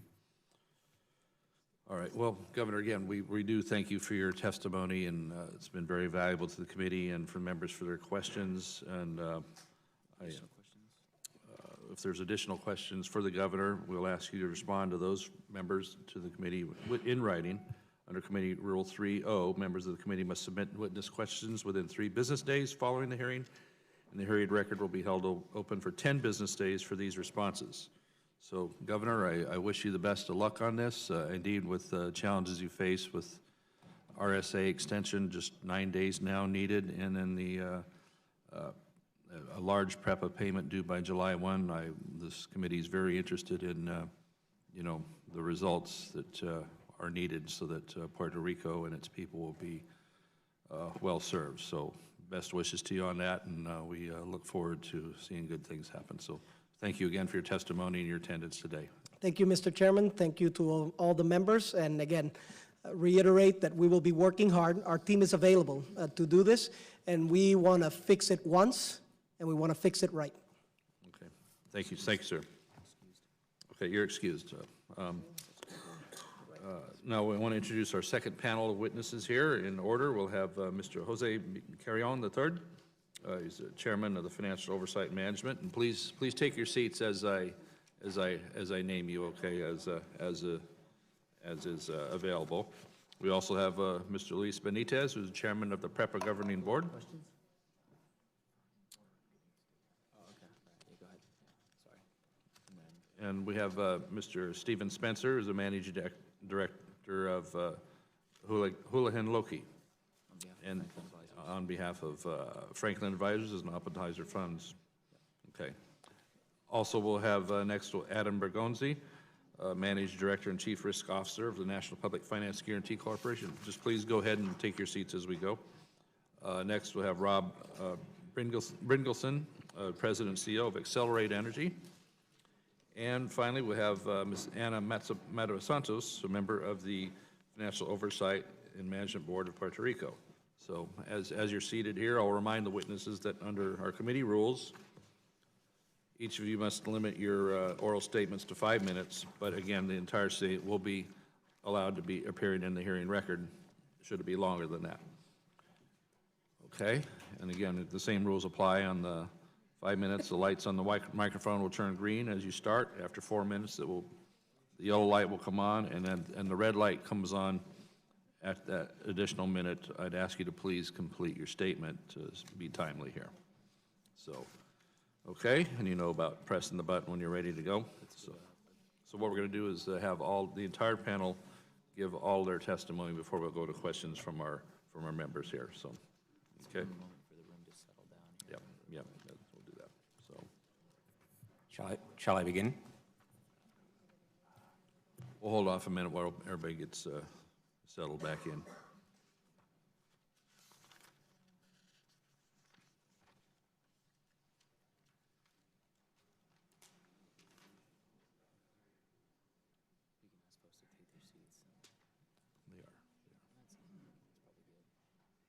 Okay, if we could please finish finding our seats. Chair would like to go ahead and recognize Mr. Carrion for your testimony for 5 minutes.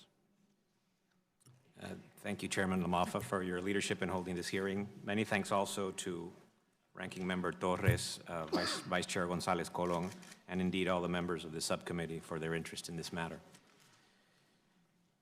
Before addressing the subject of the Puerto Rico Electric Power Authority's restructuring support agreement, I would like to take this opportunity to tell you of the important progress the Oversight Board has made since its appointment last year. At our 5 public board meetings thus far, we have adopted the board's bylaws and codes of ethics, identified the Puerto Rico entities, including PREPA, subject to financial oversight under PROMESA, assessed the fiscal plan initially proposed by the prior governor of Puerto Rico, and listened to testimony from a wide range of stakeholders. One of the most difficult issues the board has had to tackle in advancing the PROMESA agenda has been determining as accurately as possible just what the government of Puerto Rico's revenues and expenses are. To assist in that process, we hired a group of advisors and key senior staff. The board and its advisors have worked closely with the government of Puerto Rico and its advisors, with the former Governor Alejandro Garcia Padilla, and since January, with Governor Ricardo Rosselló Nevares. We also have participated in dozens of meetings with Puerto Rico creditor groups, resuming conversations that were commenced in the prior administration. On January 18th, we sent Governor Rosselló a substantial letter outlining the baseline scenario for a fiscal plan required by PROMESA and the kinds of savings and the additional revenue that would be required to achieve fiscal balance.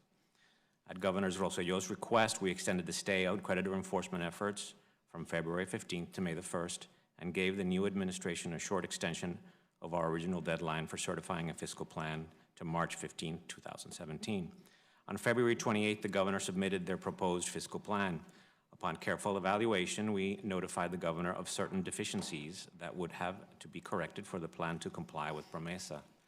Shortly thereafter, the governor submitted an amended fiscal plan which the board certified with a couple of additional amendments last Monday, March 13th.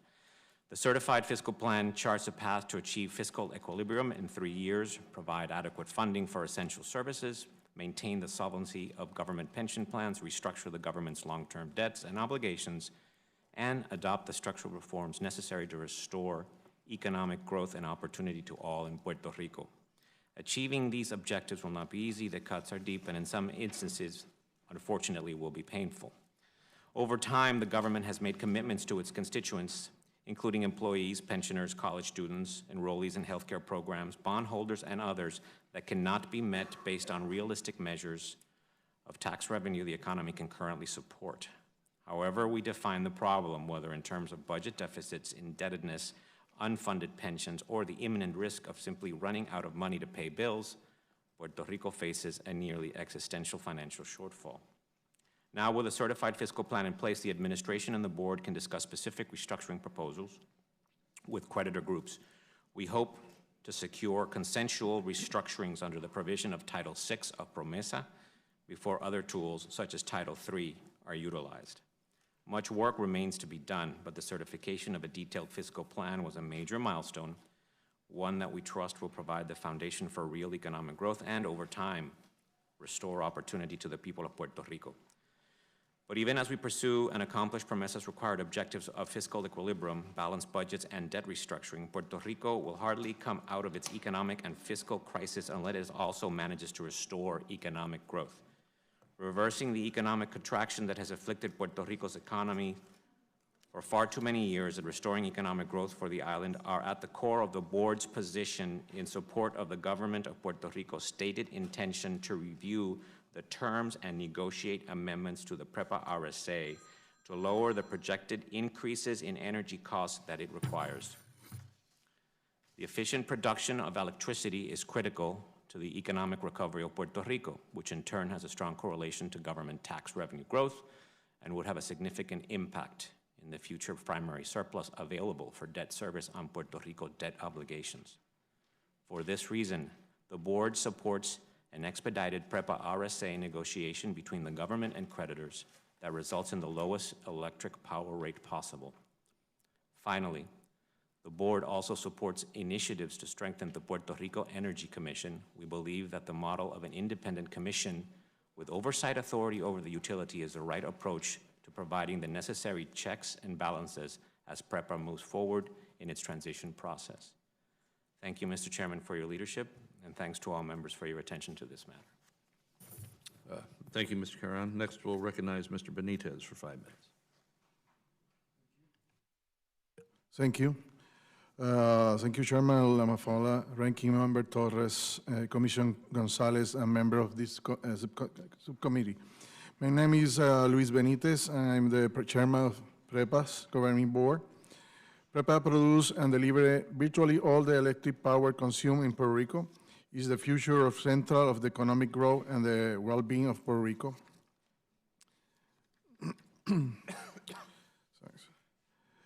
Thank you for inviting me to this discussion on PREPA progress in restructuring over the past several years. I will speak briefly about the challenge of PREPA and led to RSA and how the RSA addressed those challenges and the current status of the RSA. As I described in my writing this testimony in summer 2014, PREPA faced a severe financial and liquidity crisis. That threat PREPA's ability to deliver electric power to Puerto Rico. To respond to those challenges, as many months of negotiation, PREPA and holders of 70% of his debt signed the RSA, the Restructuring Support Agreement. Importantly, RSA requires a sharing of the burden of the PREPA transformation to ensure neither the ratepayer nor the creditor should carry the burden alone.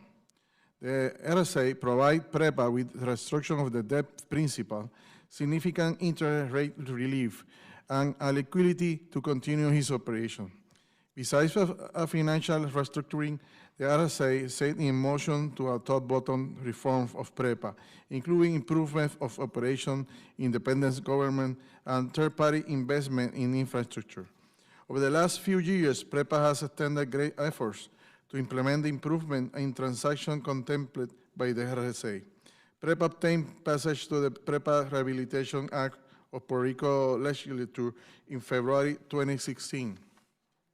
This authorized the exchange of PREPA legacy bonds for new securitization bonds and create a new independent governing board through extended executive search process outside the political process.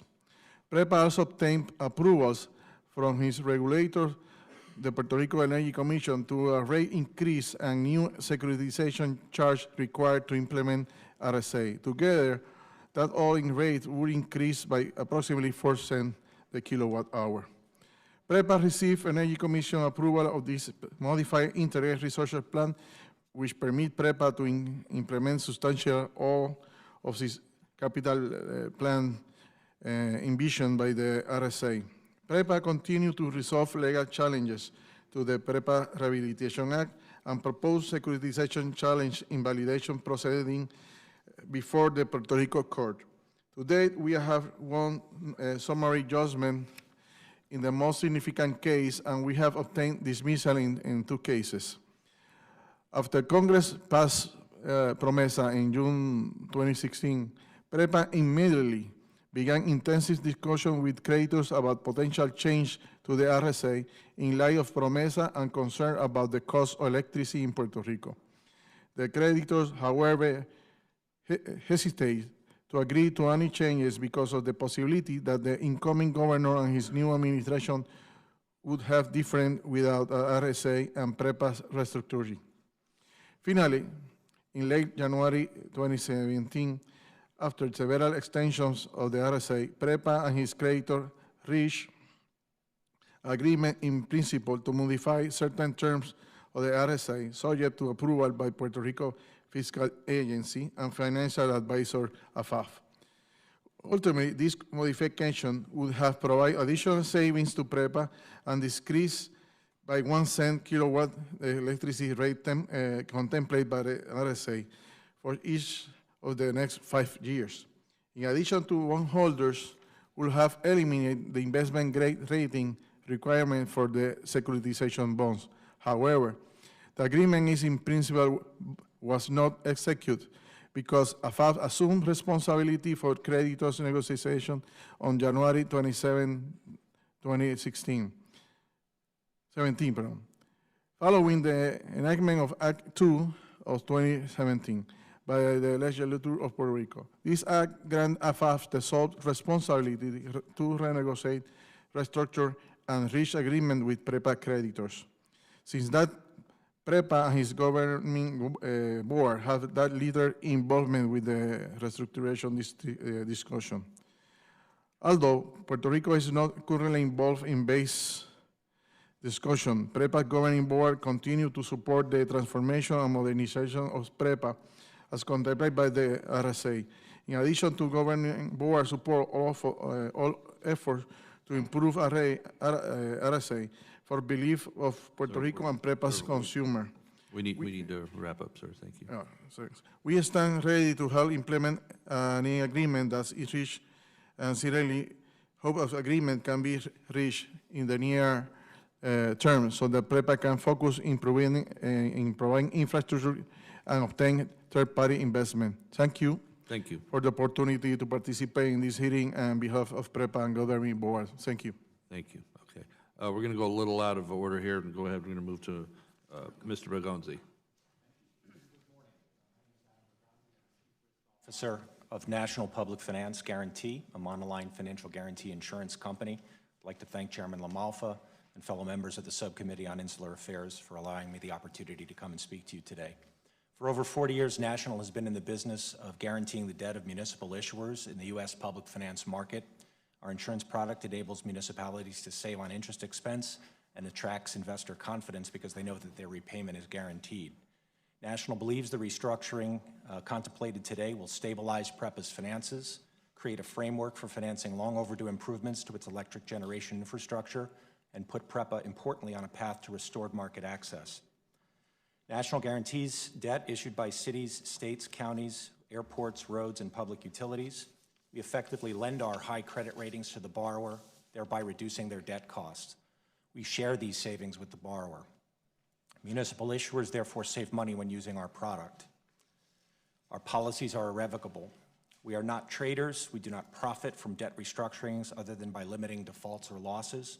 We are akin to long-term buy and hold investors, and we can only lose money in these situations. We will be invested in Puerto Rico for many years to come. National has nearly $3.6 billion exposure to Puerto Rico issuers, including $1.4 billion to PREPA. We are, in fact, the utility's largest single creditor. Together with Assured, the monolines represent approximately $2.2 billion of the $9 billion of PREPA's debt. Since 2015, National and Assured have labored in good faith alongside PREPA's institutional bondholders and Puerto Rico to achieve a sustainable long-term solution for PREPA. We very carefully analyzed PREPA's operations and finances, and we've negotiated the restructuring with the following key goals in mind. One, create a stable financial platform that will provide eventual access to the capital markets for the utility. Two, to depoliticize PREPA through the creation of an independent board. We believe this is vital to avoid the past mistakes of policy being driven by past administrations. Three, position the utility to address significant O&M savings for further rate reduction. Four, lower PREPA's debt burden and provide near-term liquidity for reinvestment in plant. Five, assure a steady fuel supply to the utility. All of these can be said to serve the ultimate goal, again, of facilitating private investment over time in cheaper and more efficient generation from better fuel sources for the utility. The parties to the RSA include PREPA and 70% of its bondholders. We believe the restructuring achieves a fair balancing of interests among Puerto Rico, PREPA, its ratepayers, bondholders, and trade partners. The provisions are really three. One, an exchange of uninsured PREPA bonds at an 85% of par discount into a bankruptcy or remote entity. This will be backed by a special assessment collected by PREPA. Second, the fuel line lenders are repaid now over a 6-year period and have reduced the interest on the fuel line loans. Three, the monolines have agreed to provide surety bonds of up to $462 million to fund a debt service reserve fund for the securitization bonds. This is to, in effect, compensate for the fact that the utility cannot currently raise capital, nor can it currently expend cash on hand to raise that financing. Importantly, the surety supports an eventual rating of this transaction and supports the credit and trading of the secondary market bonds for the securitization. Creditors have importantly needed to address significant liquidity needs for the utility during this period, and the RSA, through the collective action of creditors, has purchased $375 million of bonds on behalf of creditors for the utility. We have waived reserve requirements to release an additional $500 million of liquidity to PREPA, granted the use of general funds for capital improvements prior to debt service, and finally have permitted PREPA to use cash on hand in unspent construction funds. The RSA debt is only 3.3 cents per kilowatt hour of an overall 22 cents. This is 15% and is in line with similar institutions and similar utilities across the country. More importantly, 11 cents is for fuel and purchase power, and this is where we urge the real savings over time for the utility can occur. We do not believe PREPA is over-indebted. It is very inefficient. Finally, the punch list on PREPA, the RSA has been substantially negotiated, as you have heard. We do have some issues with implementation under PROMESA. These are positive aspects that might actually add value to the transaction. The RSA complies with all legislative and regulatory requirements, including Act 4 of 2016 and the Energy Commission's 2016 PREPA restructuring order. PREPA is a defendant in several judicial validation proceedings that are challenging the RSA and brought in court to facilitate closure of that transaction, but that is going well. The first case has been rendered positively in front of PREPA. Finally, I would just say that the RSA is a pre-existing voluntary agreement under PREPA, Section 104, which provides for a streamlined process for final approval.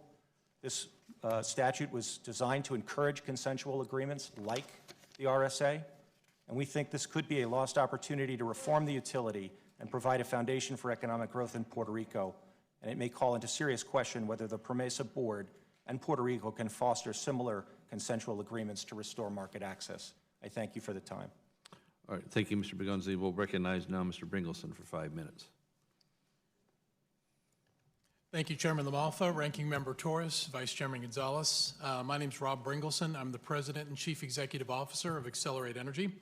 I appreciate the opportunity to appear today before the subcommittee to provide some testimony regarding Accelerate's experiences cooperating with the Puerto Rico Electric Power Authority on the development of the Aguirre Offshore Gas Port project, supporting PREPA's efforts in developing the Restructuring Support Agreement, and finally supporting PREPA's continuing efforts to comply with the requirements of PROMESA.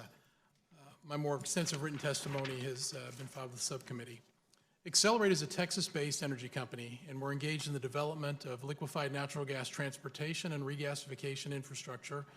We're a provider of LNG storage and regasification services and an importer of LNG. The company operates a fleet of 9 purpose-built floating storage and regasification units, or FSRUs as they're referred to, that are capable of regasifying LNG on board the vessel for delivery as gaseous natural gas to downstream customers around the world. Our solutions are proven in over a decade of operation, and in many instances, our projects supply more than 20% of all gas consumed in a given country. Established in 2003, we're headquartered in the Woodlands, Texas, just north of Houston. We have operations in Argentina, Brazil, Israel, the United Arab Emirates, and Pakistan, with projects in Bangladesh and hopefully Puerto Rico slated to come online in 2018. The Aguirre Offshore Gas Port project is a critical initiative for PREPA. For many years, PREPA and the government of Puerto Rico have worked to bring an energy solution to the island that will minimize the environmental impacts from power generation, allow PREPA to be compliant with the Federal Mercury and Air Toxic Standards, or MATS rule, and help lower energy costs. The Aguirre Offshore Gas Port project is the most economical and time-efficient solution to meet PREPA's urgent goals. In 2011, PREPA selected Accelerate for the development of a floating offshore LNG delivery system incorporating Accelerate's FSRU technology, a decision based on Accelerate's industry-leading expertise. Accelerate proposed an offshore delivery system with a capital cost of approximately $266 million, which includes infrastructure construction, permitting, and development costs. Annual operation and maintenance expenses are estimated to be approximately $6.2 million. In the spirit of partnership established with PREPA, Accelerate has constructed the FSRU, and the vessel stands ready to support the project. Cost reduction, environmental enhancement, and increased efficiency are the primary drivers for bringing LNG as a new source of fuel to PREPA. Under the current U.S. EPA regulations, utilities must reduce air emissions from operations, requiring PREPA to switch from heavy fuel oil to a cleaner burning fuel source, likely natural gas. Not only will natural gas allow PREPA to be compliant with the new regulations, but it's considerably cheaper than fuel oil and will provide substantial savings over the life of the project. The successful conversion of the Aguirre power plant will be the first step in upgrading PREPA's system to provide safe, clean energy for citizens of Puerto Rico. One of the long-term benefits of the project will be improved air quality on the island, especially for the residents of the surrounding community of Aguirre. By switching to natural gas at the Aguirre Power Complex, an overall reduction in air emissions of 64% is estimated, with greenhouse gases, specifically CO2, reduced by nearly 30%. This decrease is equivalent to eliminating more than 335,000 passenger cars from the road. Accelerate Energy and Siemens Engineering conducted a financial analysis of the project and determined that PREPA would realize $25 million in savings per month or more in operating costs once the project is in service. Over the 15-year life, nearly $5 billion in savings can be recognized. The Aguirre Offshore Gas Board project is near completion of its comprehensive environmental analysis, which began in 2011. During this review process, in conjunction with regulatory bodies, we completed multiple studies to evaluate site locations, interconnecting pipeline routes, and construction techniques. The Aguirre Offshore Gas Board project has undergone rigorous design reviews since introducing the floating concept of PREPA in 2008. Preliminary design has been completed and reviewed by the FERC, the U.S. Army Corps of Engineers, and the Department of Transportation Office of Pipeline Safety. In conjunction with the design of the Aguirre Offshore Gas Board project, the work required to convert the Aguirre power plant has been underway cooperatively between PREPA and Accelerate to ensure both projects are completed at the same time. Advanced engineering design is scheduled to begin in the second quarter of 2017 and construction to begin in the third quarter of 2017. My testimony today is intended to provide information to the subcommittee regarding Accelerate's efforts to support PREPA's successful restructuring and not to discuss the mechanics of the RSA and other financial efforts currently underway by the Puerto Rico government. Accelerate's involvement with the development of the Aguirre Offshore Gas Board project became a critical piece of the overall restructuring of the utility. The intent and scope of this project is to bring about the reduction of fuel costs for the facility and in turn provide a reduction in electricity rates for ratepayers. Efforts by past Commonwealth administration to facilitate recovery of the island's economy resulted in direct impact to the continued development of the project. Our position is to support the passage of the RSA as quickly as practicable and help PREPA begin restructuring the utility. I'll shorten this since I've gone to the edge of my time here. Yep. Accelerate remains a committed partner to PREPA in this project and to the government of Puerto Rico. Today's hearing is obviously focused on getting PREPA's restructuring support agreement implemented as soon as possible. And again, we stand ready to support these efforts and will continue to offer all assistance we can to PREPA and the government of Puerto Rico. Thank you very much. All right, I appreciate it. Okay, we'll recognize Ms. Matasantos for 5 minutes. Good morning, Mr. Chair, Ms. Ranking Member, and other committee members. Thank you for the opportunity to address you today. I would like to start by adding my support to Chairman Carrion's comments regarding the important progress the board has made since our appointment last year. With a certified fiscal plan now in place, we aim to partner with the government of Puerto Rico to balance the budget, restructure long-term obligations, and take the decisive action necessary to restore economic growth and opportunity for the people of Puerto Rico. The fiscal plan certified by the Oversight Board is premised on ending the more than a decade-long economic contraction Puerto Rico has experienced and on restoring economic growth. A transformation of PREPA to provide reliable energy at a lower cost is critical to achieving that growth. In this context, we believe that the governor's determination to review and negotiate amendments to PREPA's RSA is reasonable. Costly and at times unreliable energy is a major drag on Puerto Rico's economic growth. It is not enough to maintain that energy costs under the RSA will compare favorably to energy costs in some other jurisdictions. As lower energy costs, rates that compared to favorably to the Dominican Republic, to the mainland, and to others are key to reversing the negative economic growth trajectory that largely drove Puerto Rico's budgetary crisis and threatens the well-being of the millions of the island's residents. It is important to note that to date, the board has not had the RSA before it for approval. The prior government did not present it for review, and Governor Rosselló has expressed interest in modifications. We stand ready to review it and have already advised Governor Rosselló that the board would approve an RSA amended to reflect the improved economic terms, including lower transition costs he is requesting in negotiations. Because the PREPA RSA was to some extent grandfathered by PROMESA, PREPA creditors do not bear under the RSA anything remotely comparable to the losses to be borne by creditors of other Commonwealth entities. Under the RSA, the uninsured PREPA bondholders agreed to take a 15% discount on their principal claims. The insured bondholders retained their claims to 100% of their principal. The monoline insurers who were paid premiums in exchange for their promises to make all debt service payments that PREPA does not make will not be making any debt service payments of principal once the deal is implemented, and they have not shown us any interest payments they will make. Instead, they're posting some surety bonds that are returned to them as cash reserves are built up. Additionally, hundreds of millions of other debts are not experiencing any discounts. It is important to understand how other Commonwealth creditors are likely to fare under the recently certified fiscal plan. Between 2009 and 2014, Puerto Rico's annual deficit averaged $3.9 billion. With a deficit of this magnitude and lack of access to capital markets, this year, Puerto Rico was only able to fund essential services by defaulting on much of its debt, delaying payments to vendors, and delaying the issuance of taxpayer refunds. Next year, Puerto Rico's fiscal situation will worsen. Most all pension funding will be exhausted. Likewise, the Affordable Care Act funding is scheduled to begin phasing out. Puerto Rico's annual deficit is projected to grow to $7 billion over the next several years, about 50% of their ongoing revenue. To balance the budget, the certified fiscal plan includes hundreds of millions of dollars in reductions to each of the following: healthcare programs, to the University of Puerto Rico, and to public employment. To ensure liquidity and to generate necessary budget savings, the Oversight Board inserted 2 amendments requiring higher pension cuts averaging 10% to be implemented in a progressive manner, and to the extent necessary, cancellation of the Christmas bonus for public employees and a furlough program of up to 4 days per month. These measures are acutely painful, but necessary for liquidity, achieving structural balance, funding essential services and pensions, as well as providing some funding for debt service. The fiscal plan, as certified, provides for less than 25% of contractual debt service due between now and 2026. In short, the sacrifices the implementation of Puerto Rico's certified fiscal plan will require from the people of Puerto Rico and other Commonwealth creditors are far greater than anything being asked of PREPA's creditors.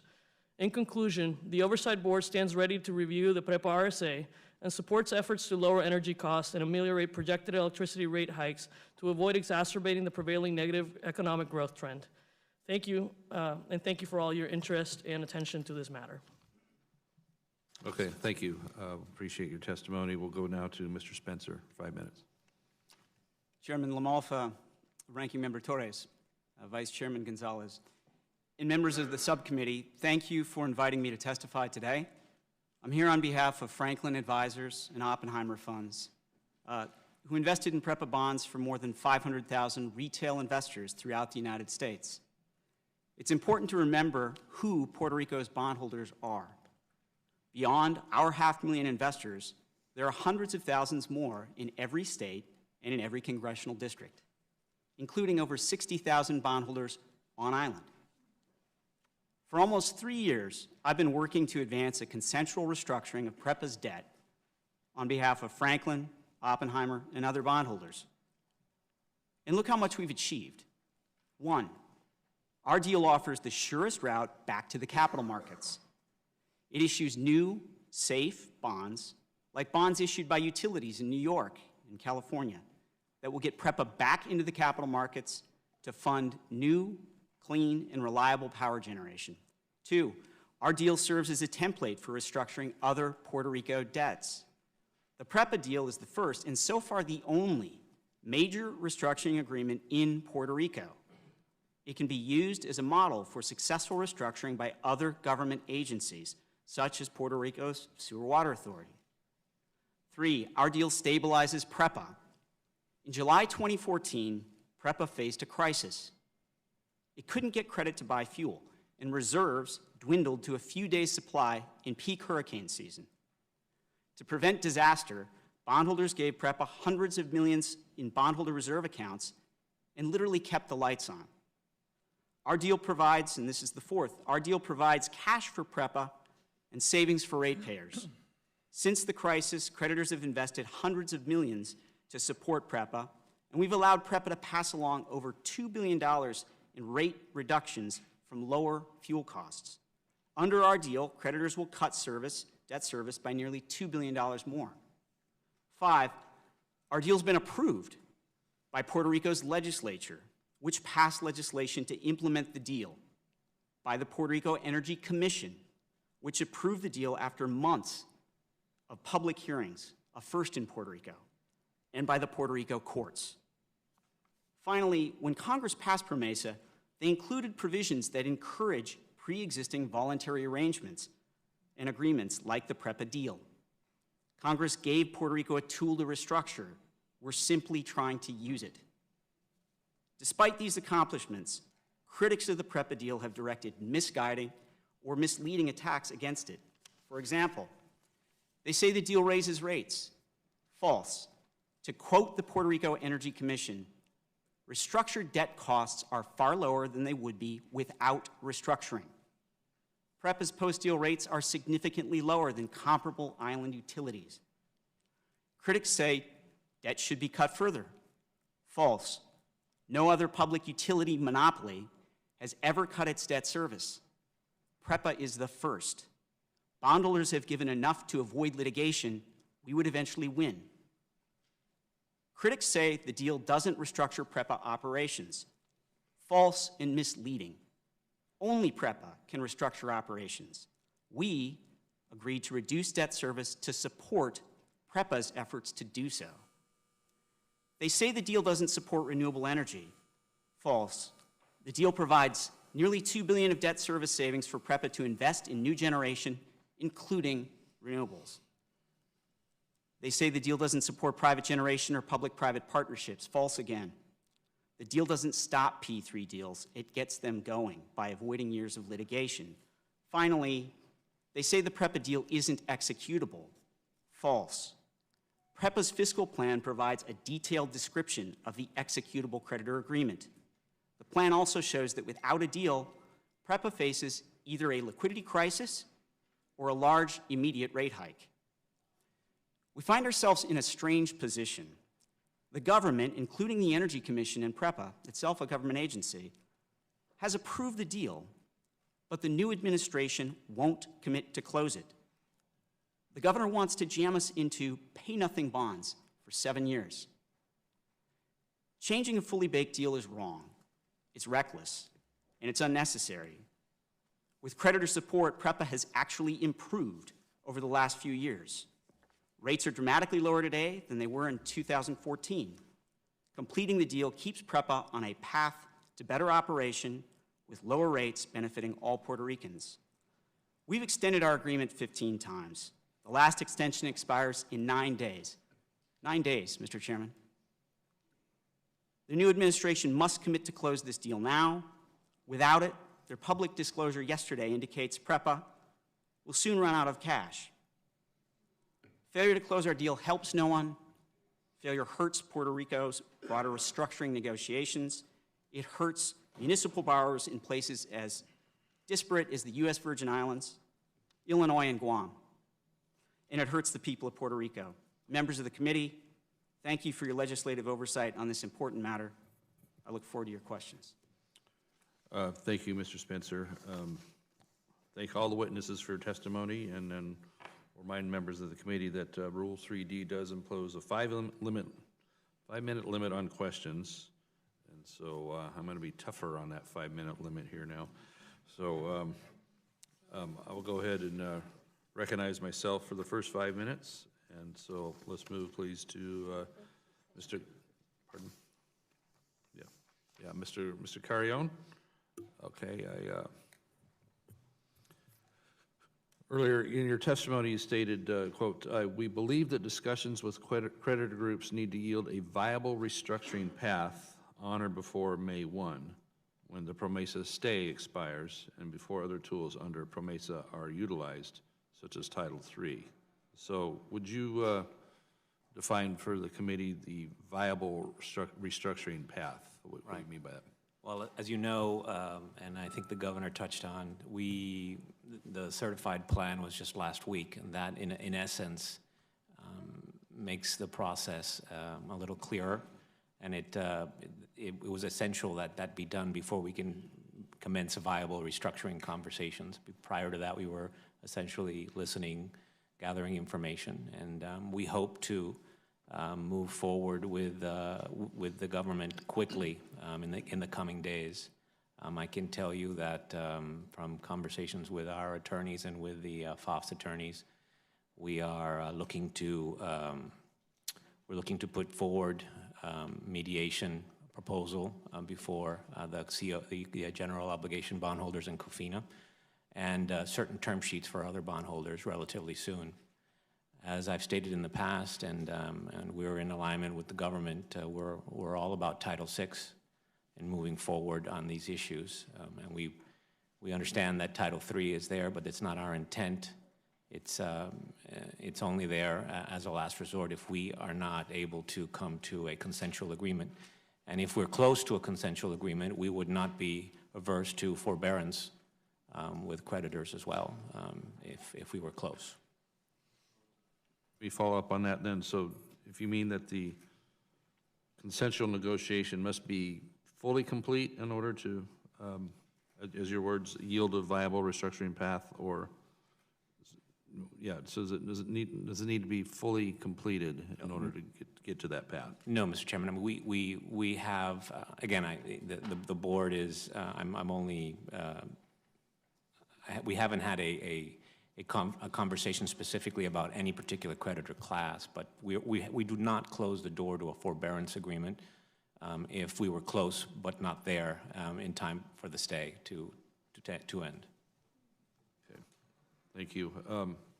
Mr. Spencer, you know, with looking at Puerto Rico, we'll have to sit down with many different creditor groups and classes to begin negotiating on many forms of debt that make up the rest of the $70 billion out on the island outside of PREPA's $9 billion. So how important is it the creditor community have an open dialogue that is maintained with the full government of Puerto Rico as well as the Oversight Board of PROMESA?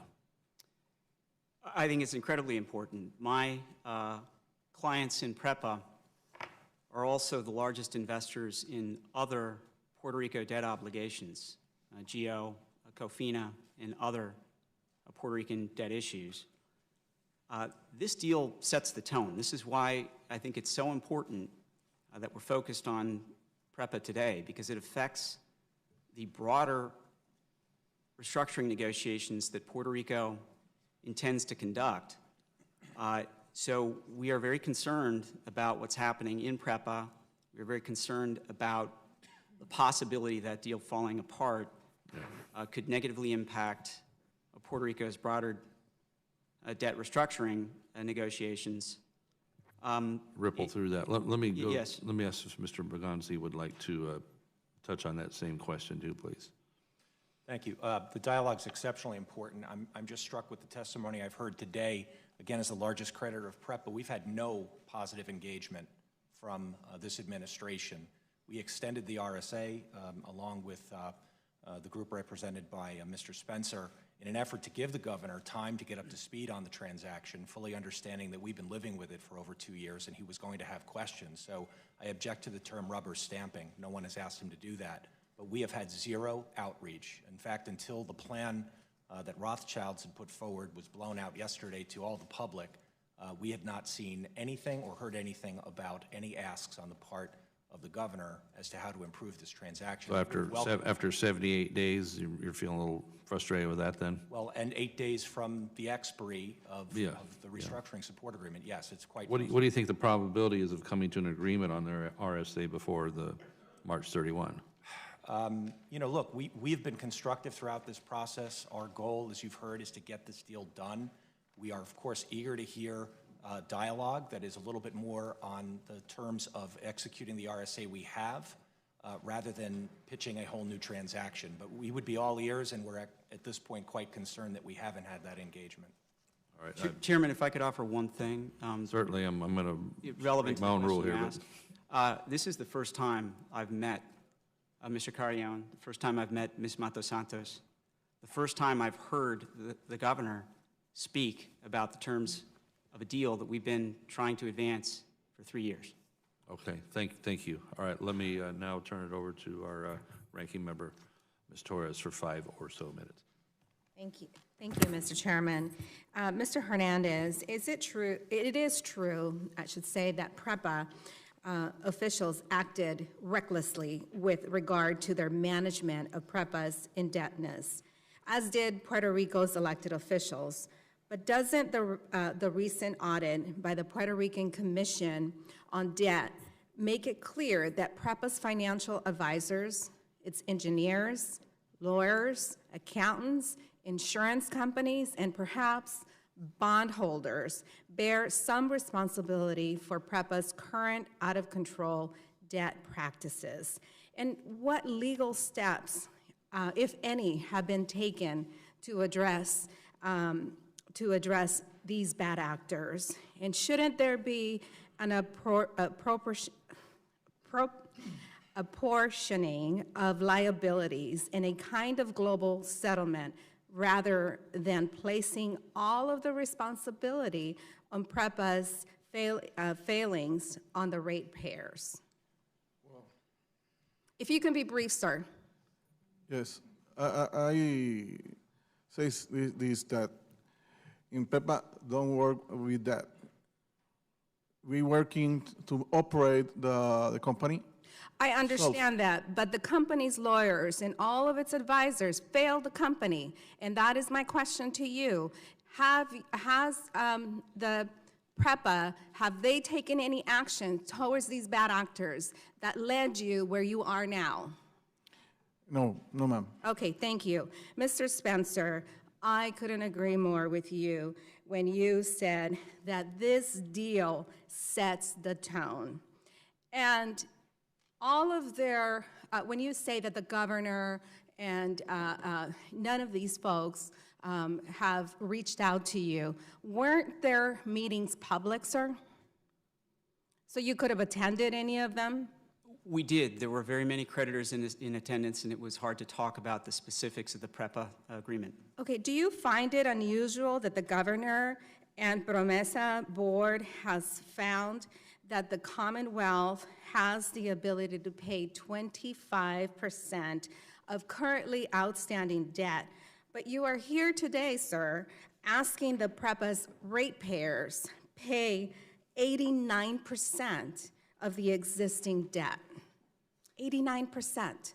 So a couple of things. One, I disagree with the conclusions of the fiscal plan regarding the debt capacity of the Commonwealth, of Puerto Rico, excuse me. And we haven't had a chance to do what we do in advising creditors in these restructuring negotiations and understand their underlying assumptions. We simply haven't had any diligence. With respect to the figure that you cite, again, I don't know where that comes from. We're providing a 15-cent haircut on my clients' debts.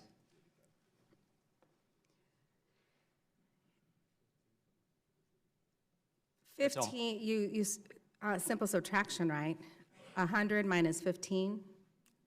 100 minus 15, so an 85-cent recovery to the ratepayers. To the ratepayers. No, on the face amount of the bonds. We are exchanging bonds at 85 cents of par. And we are offering a lower interest rate on the exchange debt.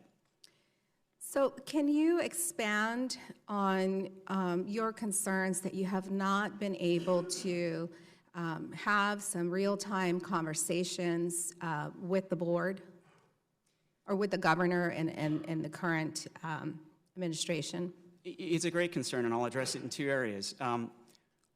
One, with respect to PREPA, it's fair to say that staffers of the governor were briefed when he was a candidate for governor, when he was the governor-elect, and we have been trying to, as the governor, continue our dialogue with him to educate them on any areas of the deal that we've struck that they don't understand. But also, it's important to recognize that the Puerto Rico Electric Utility Commission issued an order approving our deal in an exhaustive public review process with thousands of pages of accompanying documentation. So I don't understand where the confusion is on the part of the governor. That was on the previous administration, correct? And have you seen the public document that the governor shared with us here today? I have not seen the public document that he shared today. I don't know which one you're referring to. Sorry, my time has expired. I yield back. Thank you. Now we'll yield to our Vice Chair, Ms. Gonzalez, for 5 minutes. Thank you, Mr. Chairman. I would like to address the question to Mr. Bergonzi and Mr., I would like to address the question to Mr. Bergonzi and Mr. Bringelsson. And I would like both of you to just answer directly the question. Is the value of the total of the bonds, of both of you, like $2.1 billion? Yes or no? Please, I got my time limited, so yes or no? Sorry, I don't understand the question. Are you asking about what our exposure to the island is? Yeah, what is the total value of the bonds you and both of you have wrapped? In PREPA or more widely? No, in PREPA. In PREPA is about 1.4 billion. Okay. Sorry, we're an energy developer. We're Okay. not on the bond side of things, so we don't have bond exposure. 1.4. So the $2.1 billion that is public is not the official number.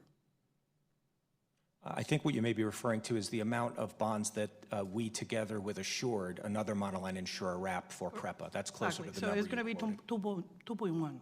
Yeah, I think so. I had 2.2, but yeah, I'd have to check. If you took the same 50 cents haircut, how much money will be if you're taking the same haircut, the same if the creditors are taking? It will be $320 million, more or less? We pay over time, so you'd have to, as the bonds would come due, I suppose we would pay 15%. We'd get 15% less than full recovery. Again, if you took the same 50 cents haircut, it will be like $320 million, more or less? I think less. More or less. For your $440 million debt service reserve contribution, how much are you charging for this surety? That has not been negotiated yet, I do not believe. Do you have, are you required to reserve any money against that amount? Yes, we have to reserve capital when we put these risks up. How much? 5%? I would have to check. It's a percentage of, it's dedicated by rating agency requirements. To maintain our ratings, we have to put an appropriate amount of capital up every time we write a new policy. So publicly, it has been said it's 5%. So can we say that it's more or less that amount? I don't know where that amount came from. I'd rather check and get back to the committee.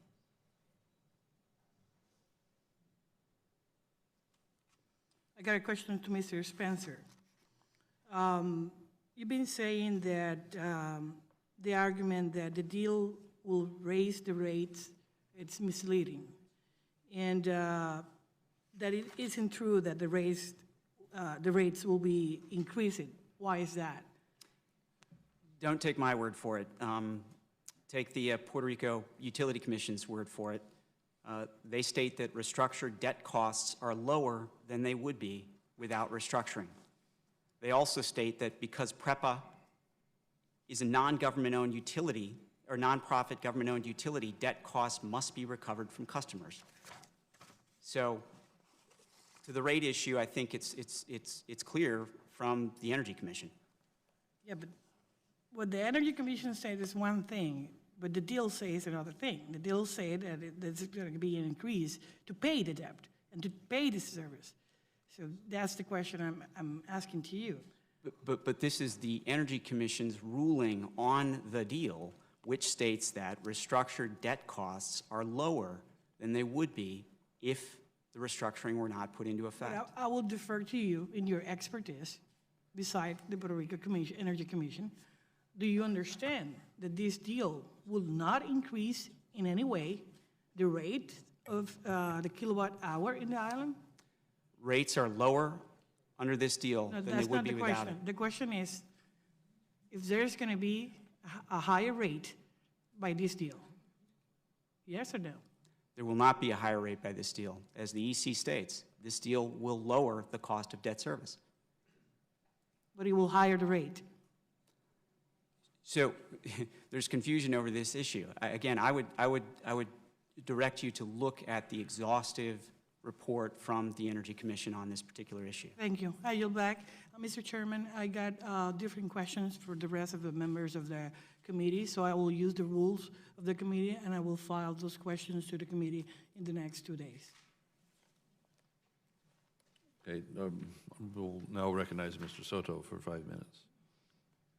Thank you, Mr. Chairman. And as we understood from with the governor's testimony, that energy is going to be the lifeblood of the Puerto Rican economy, and it's going to be so critical that we resolve this energy negotiation. And as our notes and our research has indicated, PREPA is not included in PROMESA. And so my first question, please make your answers brief to both Mr. Carrion and Ms. Montesanto, is does the PROMESA board have any authority in this negotiation? Briefly, a yes or no would be helpful. Yes, we do have authority. There's two issues. The RSA is the issuance of additional debt or new debt, and so the board has to pass judgment on that. And then the other element, I think Anna can touch on. The second element is Title VI. If it's going through for approval through a Title VI process, that would also come to the board. So there's one element that it's exempt from, but those other two remain. So it's for prospective debt, but not past debt. In your opinions, and this is again to Mr. Carrion and Ms. Montesantos, are PREPA creditors at an advantage over PROMESA-related creditors currently as it stands? In my opinion, yes. Yes, terms are more favorable here than on the fiscal plan. And my next question is, could a new PREPA deal throw any PROMESA deal that you're working on off balance and make it harder to have a balanced PROMESA deal? Same too. I would not like to speculate on that. We're looking at each separately. I have utmost sympathy for, I must say, for the creditors, not just of PREPA, but for the entire creditors of Puerto Rico. At the end of the day, they're trying to recoup, and their only issue was they lent us money, and I understand where they're coming from. Having said that, we look at each individual situation individually. Ms. Montesantos. I think the interrelationship between PREPA cost and economic growth has been talked about, and the assumption around economic growth is critical to the surpluses that are assumed in the fiscal plan being available. So there's a big interrelationship between lower energy costs, economic growth, and having the capacity to be able to fund essential services and fund debt service. So there's definitely that linkage. In terms of the RSA, a critical issue to consider is the RSA basically changes the structure of the debt to a more secure debt. Is the 15% a level that makes sense in terms of the reduction in light of the change in the instrument? Mr. Chairman, this is just a comment for the committee. You know, with the $455 million July payment and a deal ending at the end of the month, if the parties are not able to come to agreement, we should, as a committee, consider whether to amend PROMESA to include PREPA negotiations should the island not be able to negotiate on favorable terms that they can agree with to avoid rate hikes.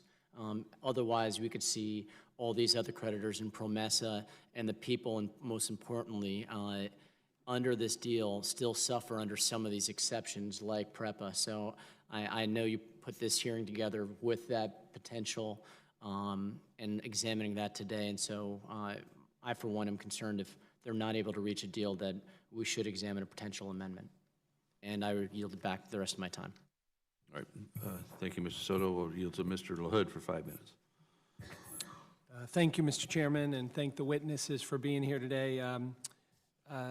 Chairman Carrion, when we passed PROMESA here, there was a section there, Section 201B, made it clear that lawful priorities and liens set forth in the Puerto Rico Constitution and related laws would be respected. And Puerto Rico's Constitution states that when available resources are insufficient, constitutional debt shall be paid first. And when this plan was certified by the Oversight Board, it treats constitutional debt as a last expense. And I guess what I'm wondering is, how can the Oversight Board certify this plan if it violates Section 201B of PROMESA?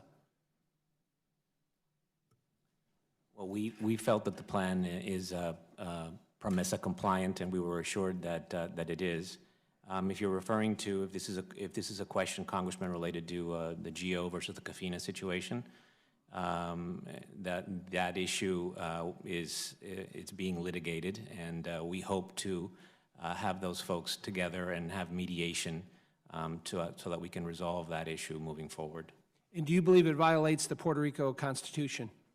No, I didn't say that. I'm not an attorney, so I would defer to my attorneys with regards to that particular issue. We haven't taken a position. The board has not taken a position on the GO CAFINA issue. Whenever we've intervened, it's to protect the stay and the people of Puerto Rico, but we haven't taken a position as to the GO, the CAFINA situation. And do you have concerns about that provision in PROMESA and the potential ramifications for the board on that? No, I do not. Let me ask you, Mr. Chairman, about when the Oversight Board and its advisors, well, let me ask you, did the board and your advisors perform a quantitative study to assess the potential impact of the 77% haircut could have on financing and on the municipal market in Puerto Rico? Anna, would you help me out with that? Considered all of the different elements of PROMESA and consider the impact of this, as well as the impact on funding essential services, on pension benefits, and on other elements of not restructuring debt in the manner allowed under PROMESA. Yeah, and what was your conclusion with that, or what did the study specifically tell you? Our conclusion is that the plan is PROMESA compliant, that it requires significant sacrifice from a wide range of stakeholders and from including creditors. But that it's a plan that moves towards structural balance and that meets the PROMESA requirements. And what about the concern about access to finance or to the municipal market? Access to municipal markets would be something that would be achieved in the long term. Under this, the priority is first to restructure the debt to a sustainable level and to fully utilize the tools under the PROMESA Act to be able to balance the budget, restore economic growth, and fund essential services, pensions, debt, and other obligations. And it was, pardon me, it was also an integral part of the conversation. And I guess, give me your level of confidence when you think about individual investors that the vast majority of the municipal market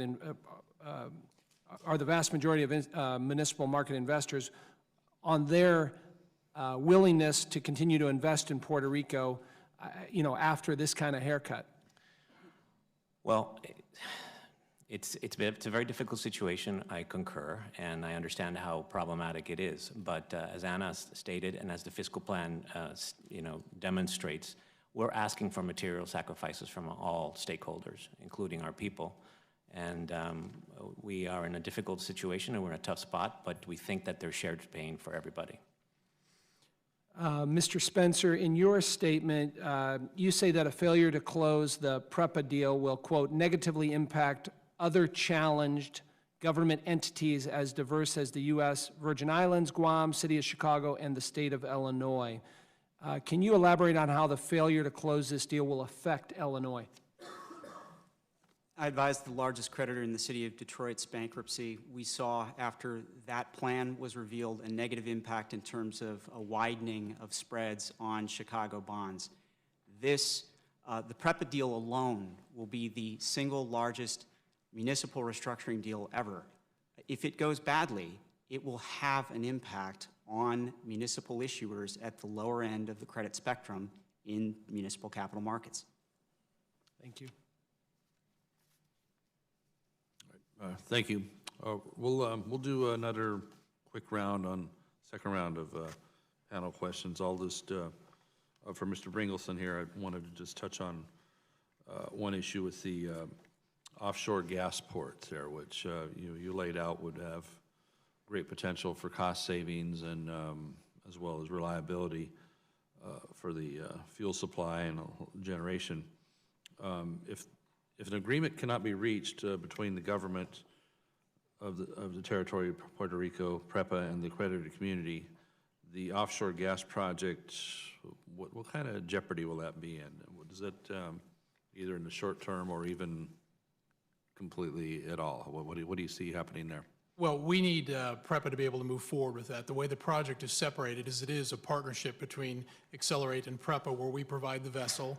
We've invested about $275, $280 million in that vessel, and PREPA would build the fixed infrastructure. Without the ability to move forward as a result of the restructuring process, and the fixed infrastructure can't be built, and the project can't come to fruition. So it has a short-term impact. If something doesn't happen in the next several months here, we start to delay the project at least day for day, and ultimately there will be a point where the project eventually does have to fall off, because there's only a certain amount of time that we can hold an asset that costly open for a project.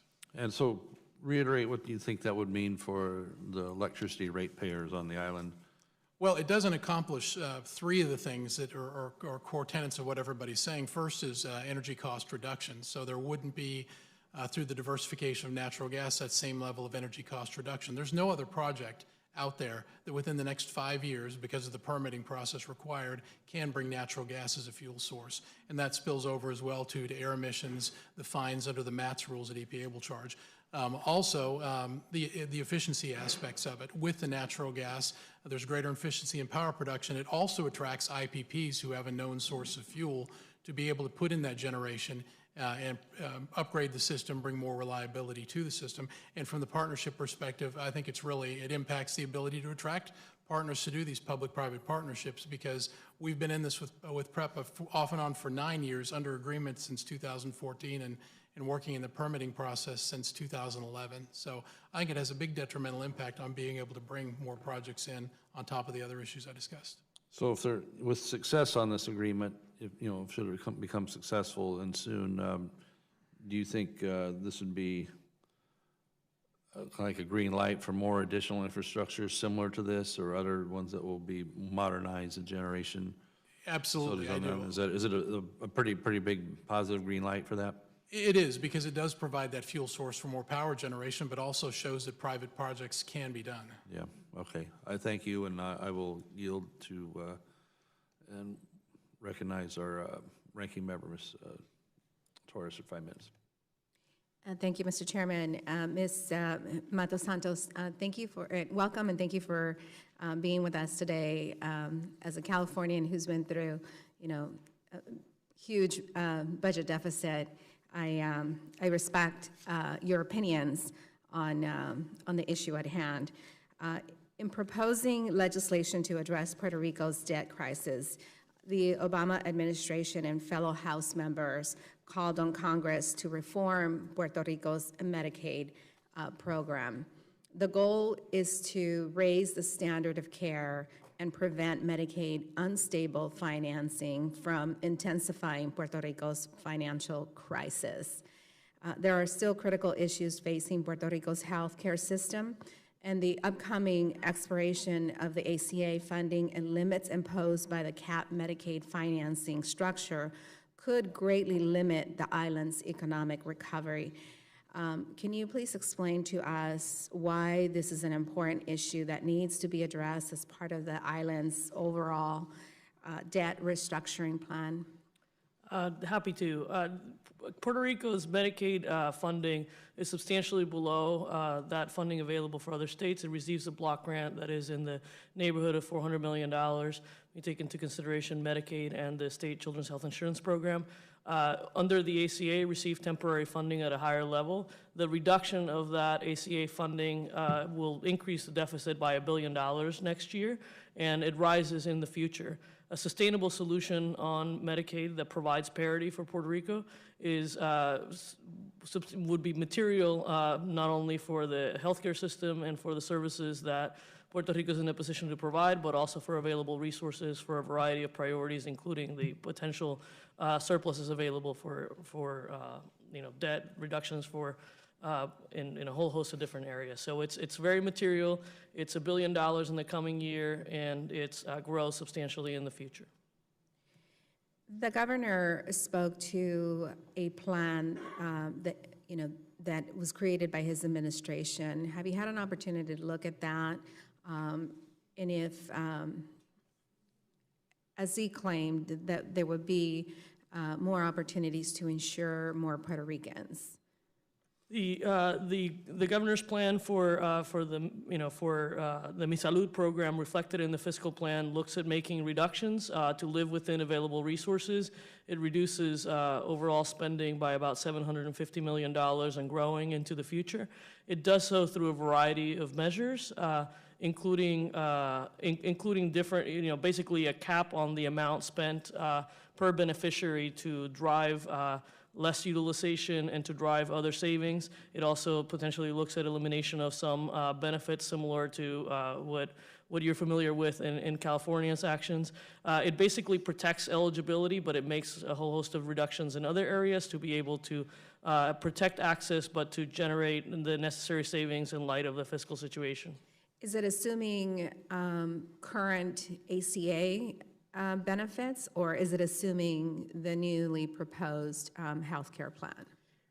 Puerto Rico's Medicaid program already provides less services than what is generally required on the mainland. It does not provide long-term care. It would be looking at additional benefit reductions in what are called the optional benefit categories, things like dental, things like vision, and some other benefits. But the program that is provided today is already narrower than what Medicaid covers on the mainland. So that in addition to encouraging people not to seek medical care. Looking at reducing costs to the extent possible, protecting the number of enrollees, but yes, making to do with substantial reduction. Thank you, Mr. Chairman. Thank you. Lastly, we'll go to our Vice Chair. Thank you, Mr. Chairman. One thing, the governor just said here that he was willing to sit and negotiate with a good faith terms with all the stakeholders here. And I heard the creditors and the insurers, they haven't know what the government offers.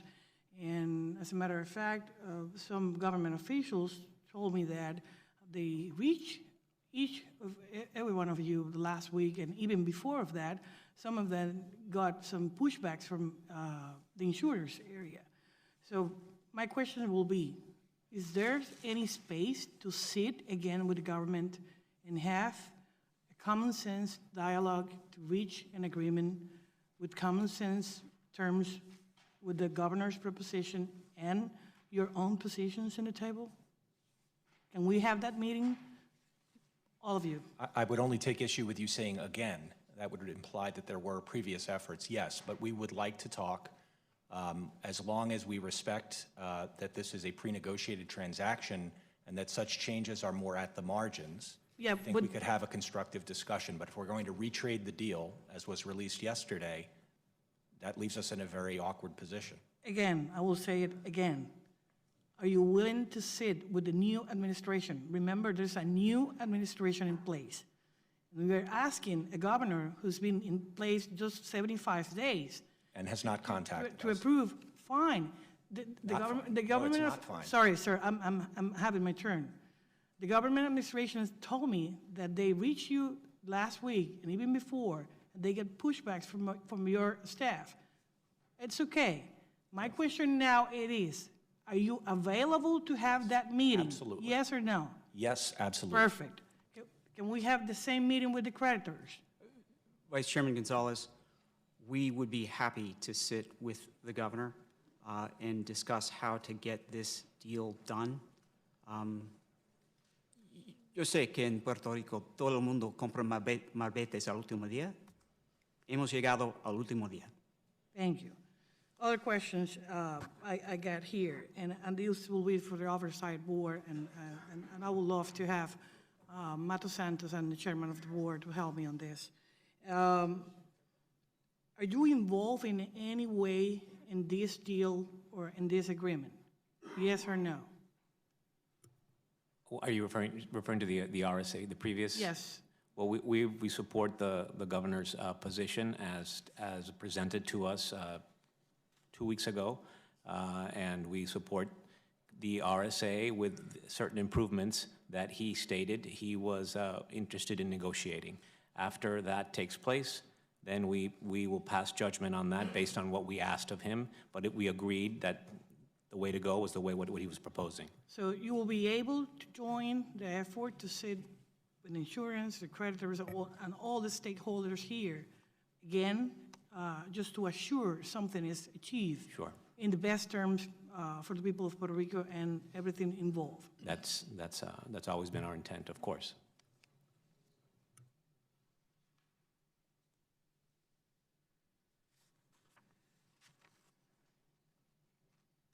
Question to Mr. Spencer.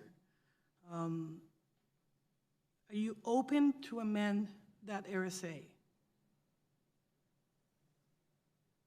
We have an executable deal. I would agree with what Mr. Berganzi said, that are we willing to talk about ways to execute the deal? If those are the concerns of the governor, we're willing to sit with the governor and his team. Fair enough. Figure out how to get it Fair done. enough. Fair enough. I will yield back. Thank you. All right, thank you. I'm going to thank the witnesses for their testimony once again, and all the members of our committee. Indeed, again, the members have, if they have additional questions, the witnesses can respond to those in writing. Under Committee Rule 3.0, members of the committee, again, must submit these witness questions within 3 business days following today's hearing, and the hearing record will be held open for 10 business days for those responses. So, given if there's no further business, without objection, the committee stands adjourned.